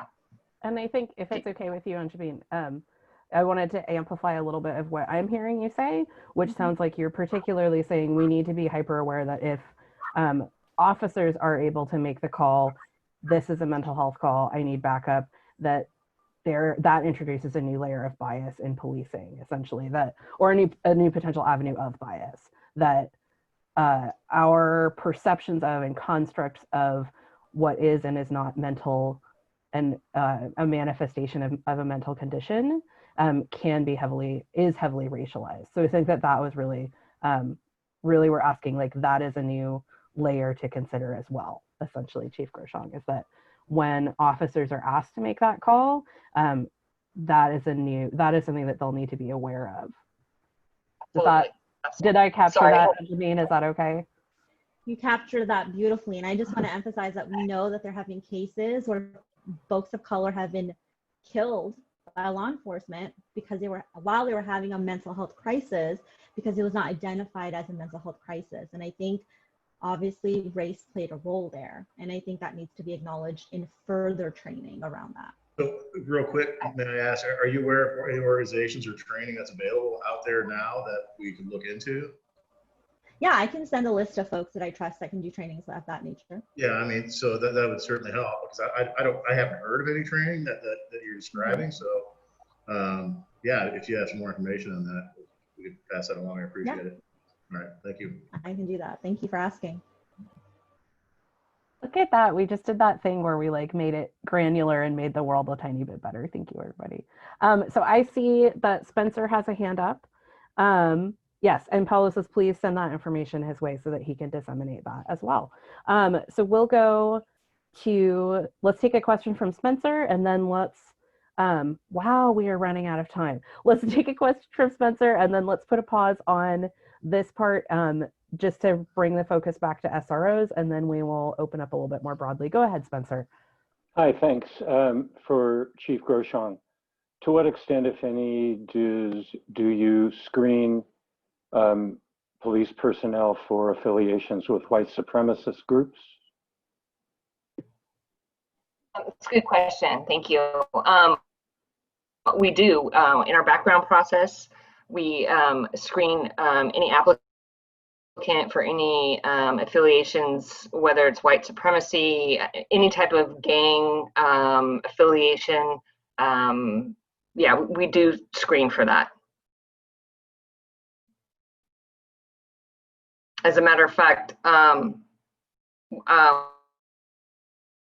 of the things that we do is if anybody has a tattoo, we have to visibly see the tattoo and make sure it's nothing that is race related or violent, connotations or anything like that. So just kind of give you an idea of how serious we take it. That's a really interesting question. Thank you so much, Spencer. So we had wanted to devote some time tonight as part of talking about outreach, specifically to talk about connecting. So I'm gonna just phrase this from my own perspective. So I'm a teacher, and I work with a particularly interesting subsection of the Beaverton student population, and I love all of my students, and I love them ferociously. And that ferocious love has caused me to have a lot of thoughts about SROs. And as we're engaged in a broader conversation about policing and bias, one of the questions that I keep coming back to is, how are the voices and experiences of BIPOC youth and marginalized youth, so including trans youth, disabled youth, how are those voices being not just included in the conversation, but how are those being centered? So I would like to hear from now I've written your name down, Sergeant McDonald. There we go. You have, if you're still here, I don't know if you're still here, but if you are, I would love to hear from you about if you have some information that you can share about what type of outreach is being done. How do you connect with young people to hear what they have to say about SROs? Sure. So the connection for SROs happens every day when the SRO is at their respective school. To give you an idea, we service 33 of the 54 Beaverton School District schools. Our SROs primarily focus on the high schools and the middle schools, and occasionally they're at the elementary schools. But interaction is daily. They're walking the halls. They know their kids. Every SRO has an assigned high school and then middle schools as well, but they're engaging with the students. My own personal experience, although I do supervise the team, I make an effort to get out and connect with students because I need to understand what my team is doing. And I will tell you, by far, the best time to do that is at lunchtime and just sit down with a group of students. And usually it shocks them. They're like, why are the police just sitting here? And I engage in conversation. And I know my team is doing that on a daily basis. In a broader scale, though, where we want to reach more students, we do offer what is they call a student academy. And typically we'll do this at all the comprehensive high schools, although with the addition of Mountainside, it's made it somewhat more difficult for us to do all 4 of them in one school year. But essentially, the Student Academy is an opportunity for students to understand about law enforcement. And so we will open it up to any student in the school that wishes to go to this academy. And basically, it's a one-day academy where they can engage with both their SRO, they can engage with other officers assigned to different divisions, and learn about the police and society. It's not that designated for kids who are interested in being in law enforcement, but it's more designed to create understanding of what the police and society do. Furthering that, we also have 4 students who are actually interested in a career in law enforcement. We do offer a summer academy during the summer months when school is out. And what my experience has been is we've connected with many students of color through this way. And those kids usually are more interested in law enforcement at this point. And we have a cadet program within the department. And I can say the majority of the cadets we have actually in our program went to our summer academy and were in our student academy at their high school. So those are some of the ways that we connect with youth. Since the George Floyd incident, I have connected with high school principals, and we've had student groups that want some dialogue. And so we're kind of in this pause, this holding pattern at the moment, but I think we're ready to figure out other avenues. Just to give you a quick history of the Beaverton Police SRO program, we've had a relationship with the Beaverton School District since the late 70s, since 1977, and a more formalized relationship with the districts since 1995 as a DARE program. When Columbine happened in '99, the focus became less on DARE and more safety issues, and that's kind of evolved. The SRO program in general is an evolving program. We're open to adapt for what community needs are. And historically, as we've had our program, we've adapted to the needs of the community. So if there are other things that we could be doing, we certainly want to hear that. And we want to engage with our school community. I can say personally, my team, the team that I supervise, every one of my SROs that I supervise are deeply engaged in their school community. They care about their kids. They want to make sure that they succeed. Just real quick, I'm talking a lot here, but the discipline and the investigative part, that is a function of the SRO, but by and far is the relationship building. SROs are not involved in school discipline, so we are called at times for legal issues, but we're not involved in school discipline, and we've made that very clear both with policy with the school district and the SROs. So long-winded answer about our engagement to cover a bunch of different things, but again, we're certainly open to other ideas to engage with students. We want that connection. because I think having that interaction, I heard earlier in this whole discussion about humanizing what police do. This is by far the best vehicle for us to connect with our community, especially the students of color and younger students who are soon to be adults. Thank you. We're running short on time, so I'm going to give you a really short response. I do want to say, though, I want to push you on that a little bit, and not that you have to respond to this right now, but all of those things that you listed are very opt-in, right? That those are, they're opt-in. So if I'm a kid who doesn't like cops and you come and sit at my table, I'm going to leave. And if I'm a kid who doesn't like cops, I'm not going to go to the police academy. So I would really challenge you to think about which voices are not at the table and how are you reaching those. I back to you as what you suggest to engage with those types of students. What could we do? I can give you a long list. I do want to connect with you because I want to be able to give some time. I see that Cameron, I see that Cameron has his hand up. Jared has a question. Annala, you have your hand up, have a question. And then I wanted, though, to check in. I know that Dory, you had wanted to share a little bit about SROs during this time as well. So let's go Dory, and then Cameron, I'm going to kind of be a jerk and say that you've gotten to ask a lot of questions. So I actually want to go to Jared first because we haven't heard from him all night. And real quick, I just want to apologize in advance. If we get disconnected, I'm on battery power because there's no plug-in for this right now. Okay. So, we won't be offended. I think we're going to make it, but I just want to let you know that we're not.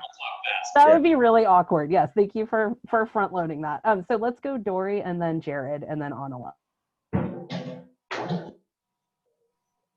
So I think my biggest question, Officer McDonald, is other districts have been looking at, and we know that Portland Public Schools has already decided not to have SROs on campus. So I just wondered, from your very own perspective, if you were looking at your own children, how would you provide the safest school environment where they could thrive and learn? And would it include SROs? So I asked that question because we know that there are many alternatives. I actually do have high school age students in the school system. So I'm very much interested in that. And as a parent, I can speak as a parent, I do want the SRO there. I do want them to have the ability to connect with law enforcement if there is a need to do that. You know, the role of the SRO, I found, is very misunderstood by even within folks within the school system, because SROs are dealing with, especially in high school, thousands of kids, right? And we can't possibly reach everyone, but we try to do the best we can. But that is a safety feature in our schools. School violence in the last several years has increased dramatically. And I think, you know, it is clearly a component or a necessary thing until violence in schools subsides. I can tell you just from my own knowledge in our district, you know, we do investigate some very serious crimes that do happen on our school campuses. And whether the SRO is there or not, those crimes unfortunately will happen or occur, and law enforcement will have to do an investigation. So having those relationships with students, the connectivity, the students who foresee a problem or know about an issue feel comfortable enough to talk to their SRO. Not every kid is like that. I certainly understand that. And I've seen kids who really, they just didn't like the police until that connection was made with their SRO, and they started to develop the understanding. I've seen kids who ended up getting arrested, and that SRO is like, hey, why are you doing this? And really rooting out the problem. So those interactions happen daily. It's just sometimes to encompass the whole role of what they do is so difficult to do because it is so multifaceted. But yes, as a parent, I would certainly want the SRO there as a component.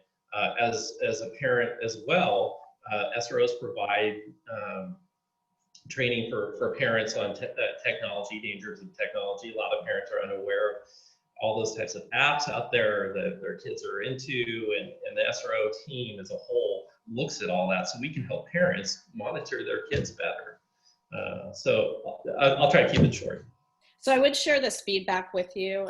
Having spoken with some students, in particular students that have SROs in your schools, they do not all feel the same way. As you well know, there is a range. So I would just piggyback on what Laurel was saying.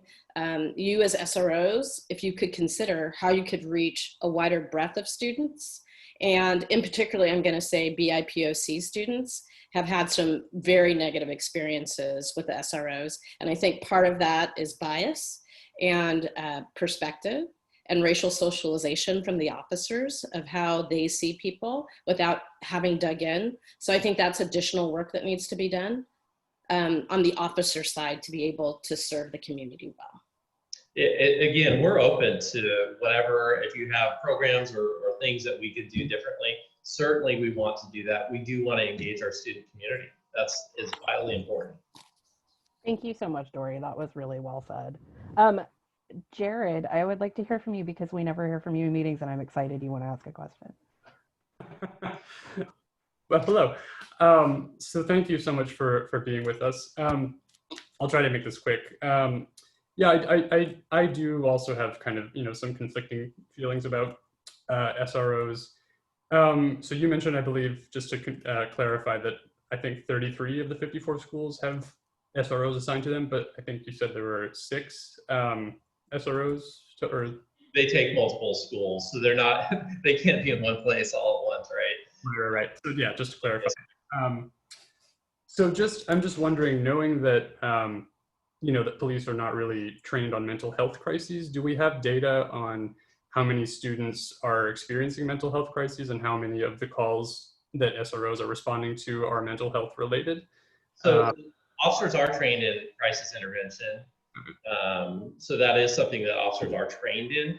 I don't have Beaverton School District numbers for mental health crisis. I don't know if we would be able to get that number exactly. I'm just thinking each school, or if they're out in the community, how you would separate that. I just want to say from the school side, there's also our privacy laws are very restrictive. And so that may be data that might be hard to obtain. That makes sense, yeah. And I do know that when we do have students in crisis, though, we work closely with the school on the options that are most appropriate for the student. So that does happen routinely, and officers are clearly aware of that. Great. All right, thank you. That was a really good question. Thank you so much, Jared. Let's hear from Annala, and then let's hear from Cameron. Okay, I have several things to say. I hope my internet stays stable. So I am a high school student. I have not met personally my school resource officer, but I have a lot of questions. I'll kind of try to condense them. I think, please correct me if I'm wrong, there was a huge increase in school resource officers being put in schools after Columbine, because that was obviously an awful shooting. And I don't think a single school resource officer has stopped a school shooting. Now, as you explained, that's obviously not their sole purpose. But as a student, I had no idea. I thought that was the only reason that you would be there, is to either stop a school shooting or to arrest somebody for some other horrific crime that would happen in a school. So is there like a way for kids to like have a better understanding of what you're there to do, especially like people of color or other kids that aren't particularly comfortable with you guys? Or is it is it on your website, or is there like a way that we can find this information out so that like people are maybe more comfortable with you being there? Sure. Each SRO has an office at every particular high school. I don't know, I'm assuming you're in Beaverton School District. And so if you're in a school within our city limits, we would have an office there that's very visible within the school. And I know each SRO at the beginning of the school year typically has introduced the whole entire student body. And they're very visible. I do know engagement happens also through social media within the school, but they're there. If you go to school at a unincorporated portion of the district, like in Washington County, their coverage is slightly less, so you may not see your SRO, but that is they're visible and they're there. So any ideas to engage? Just to give you an example, student engagement, I know we've worked with student leadership groups and creating videos for the district. We've created YouTube videos for safety issues for students. So we are, as a team, engaging with student leadership. So if there's any other ideas to get us more visible, again, most high schools have a couple thousand students. So one person who could be tied up on many different things sometimes is difficult to get very visible. Yeah, that's okay. That's really helpful. I also had a question about when you said something about helping parents like monitor kids because they don't necessarily know the app super well. Just out of curiosity, what are the limits of that? I understand if someone posts something threatening the safety of the school or other students, but I'm curious if that's ever. I personally know people that would be incredibly uncomfortable with having someone like go through their apps or anything because their parents, like they haven't come out to their parents or they have something else that like, you know, would impact the safety of their home life if it got out. So I'm just kind of curious like what that looks like in terms of, or like, I guess what would constitute you know, I guess going through someone's social media or investigating to that depth without their parents like understanding, if that makes sense. I'm not completely sure I understand your question, but I think I'm going to answer it two different ways. Okay. One is we try to educate parents about what's out there with their kids, because we find a lot of times parents are unaware of the different apps and platforms that their kids could be interacting with. Sexting is an issue. Prostitution is an issue that we've seen. All those types of things happen. And so we want parents to be aware of those things. Conversely, and what we've kind of touched on is threat assessment or student safety assessments. When someone makes a social media post that's threatening in nature, we are obligated to look at that. We can't just ignore it if someone says that they want to cause harm at a school. We can't say, well, it's just on social media. We have to kind of run that down until we find out that, yes, it was really serious, or no, it wasn't serious at all. I will tell you this, my team does spend a fair amount of time dealing with those types of cases in the last couple of years, especially, and those cases have continued to increase. But it is a partnership that we have with the district, with the parents and the student, and usually more times than not, those types of threat cases, you know, the student thought they were funny and it wasn't really funny. So I hopefully answered both those questions. Okay. Yeah. Thank you so much. Thank you so much, Annala. I really, I appreciate being able to have you as part of our meetings, especially as I always like to say, you represent the young folks, because I am an old now. I would like to hear from Cameron because he has been very patient. So we're going to hear from Cameron, and then I'm going to talk a little bit about our next meeting and some next steps, and then we will adjourn. Go ahead, Cameron. So let's get right to the heart of it for the SROs. How does the presence of an armed and armored individual conditioned towards violence and control make a school safer and make situations less volatile? Well, the SROs are there for a multitude of reasons. One is to engage with the students and present an image of law enforcement for them so they understand us. We want them to learn about what we do and our role in society. Unfortunately, school violence within the last 20 years has increased consistently. And that is a side component of why we're there. But certainly our presence there to ensure safety is important for our students. Yes, but that was a really... But how does the presence of an armed and armored individual make things safer and make situations less volatile when we know the presence of a weapon is highly indicative of a situation? Unfortunately, in our school system, we have students that bring weapons to school. We've had that within our own district, and I've got a handful of those over the years that I've seen. So that is a real thing that does happen. Fortunately, at least in our community, we've been able to get ahead of those types of things before they're an issue. So that is something we have to be prepared for. That was a really, I just want to take a moment and offer some appreciation.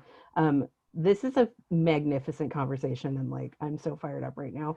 And Cameron, I want to thank you for asking a really powerful question that very beautifully leads us to talking about our next steps and our next topics, because I think that that is fundamentally at the heart of what we're talking about, is we're asking the question, and Dory, you phrased this really well, this underlying question embedded in Cameron's, how effective are SROs at supporting students' safety and thriving? We as a commission have continued to come back to the question of what does safety mean? And I think that, I'm sorry, I'm gonna mute you for just a sec. There we go, sorry. Just this question of like, what does it mean to be safe? What does it mean to thrive? And I think that that is such a powerful way for us to frame as we do this work and move forward, that I think we're trying to ask that in a bigger sense, right? What are the possible responses? What can safety look like? What can this sense of like serving a community, what can that look like? And is the best way for that to look like the use of deadly force or the option to use deadly force? So our next topic is specifically talking about use of force policy. So we wanted to look at existing models and proposals for policy reform. So an example would be 8 Can't Wait. And I would like to,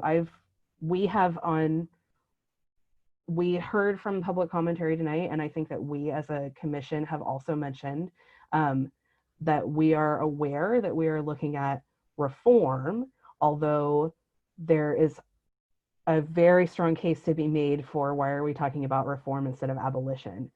So I want to take a moment and again center that although we are talking about reform, many of us see that as part of a continuation. There are many ways that we can look at this discussion. So for our next meeting, we'll be sending out some more information in advance before we get there. And Paolo and I, so Paolo put this in the chat. It may have gotten lost for some of you.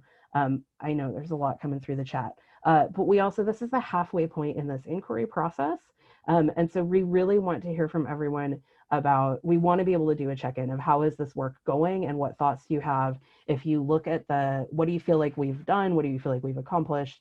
And so for commissioners, so for HRAC members, Paolo would like to hear from you within the next week, just it can be a sort of informal check-in from you.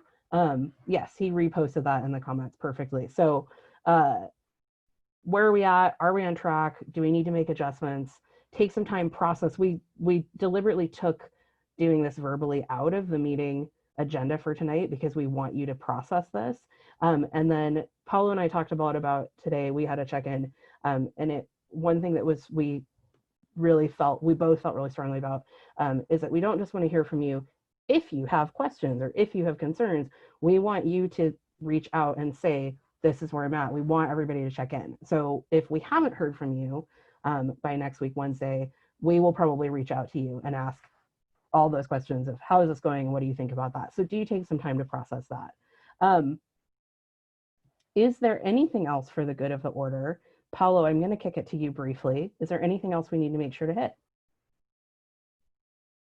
No, also I said Councilor Arnold and I meant Councilor Fagin. So sorry about that. Oh no, that's right. She was our council liaison. It's fine. It's fine. It's fine. It will be Councilor Fagin. And yeah, I think you might have mentioned, I don't know. I didn't think I heard this in just the recap. Two things that I heard that I don't think were mentioned is there was a lot of support for Adopt a Cop. I believe it was someone, Ron from the public who mentioned that. And it looked like there was a lot of yeses from both sides. And then also somebody put down recommendation and then just left the words, all the SROs are white. So I'll just mention that. That's it. Thank you. Perfect. Thank you. So let us, with that, I'm going to thank everybody so much for your time. Thank you especially for staying a little bit late. I really do appreciate it. This work is important. The only way out is through. And thank you everybody for being a participant. Let's call it a night. Meeting adjourned. Good night, everybody.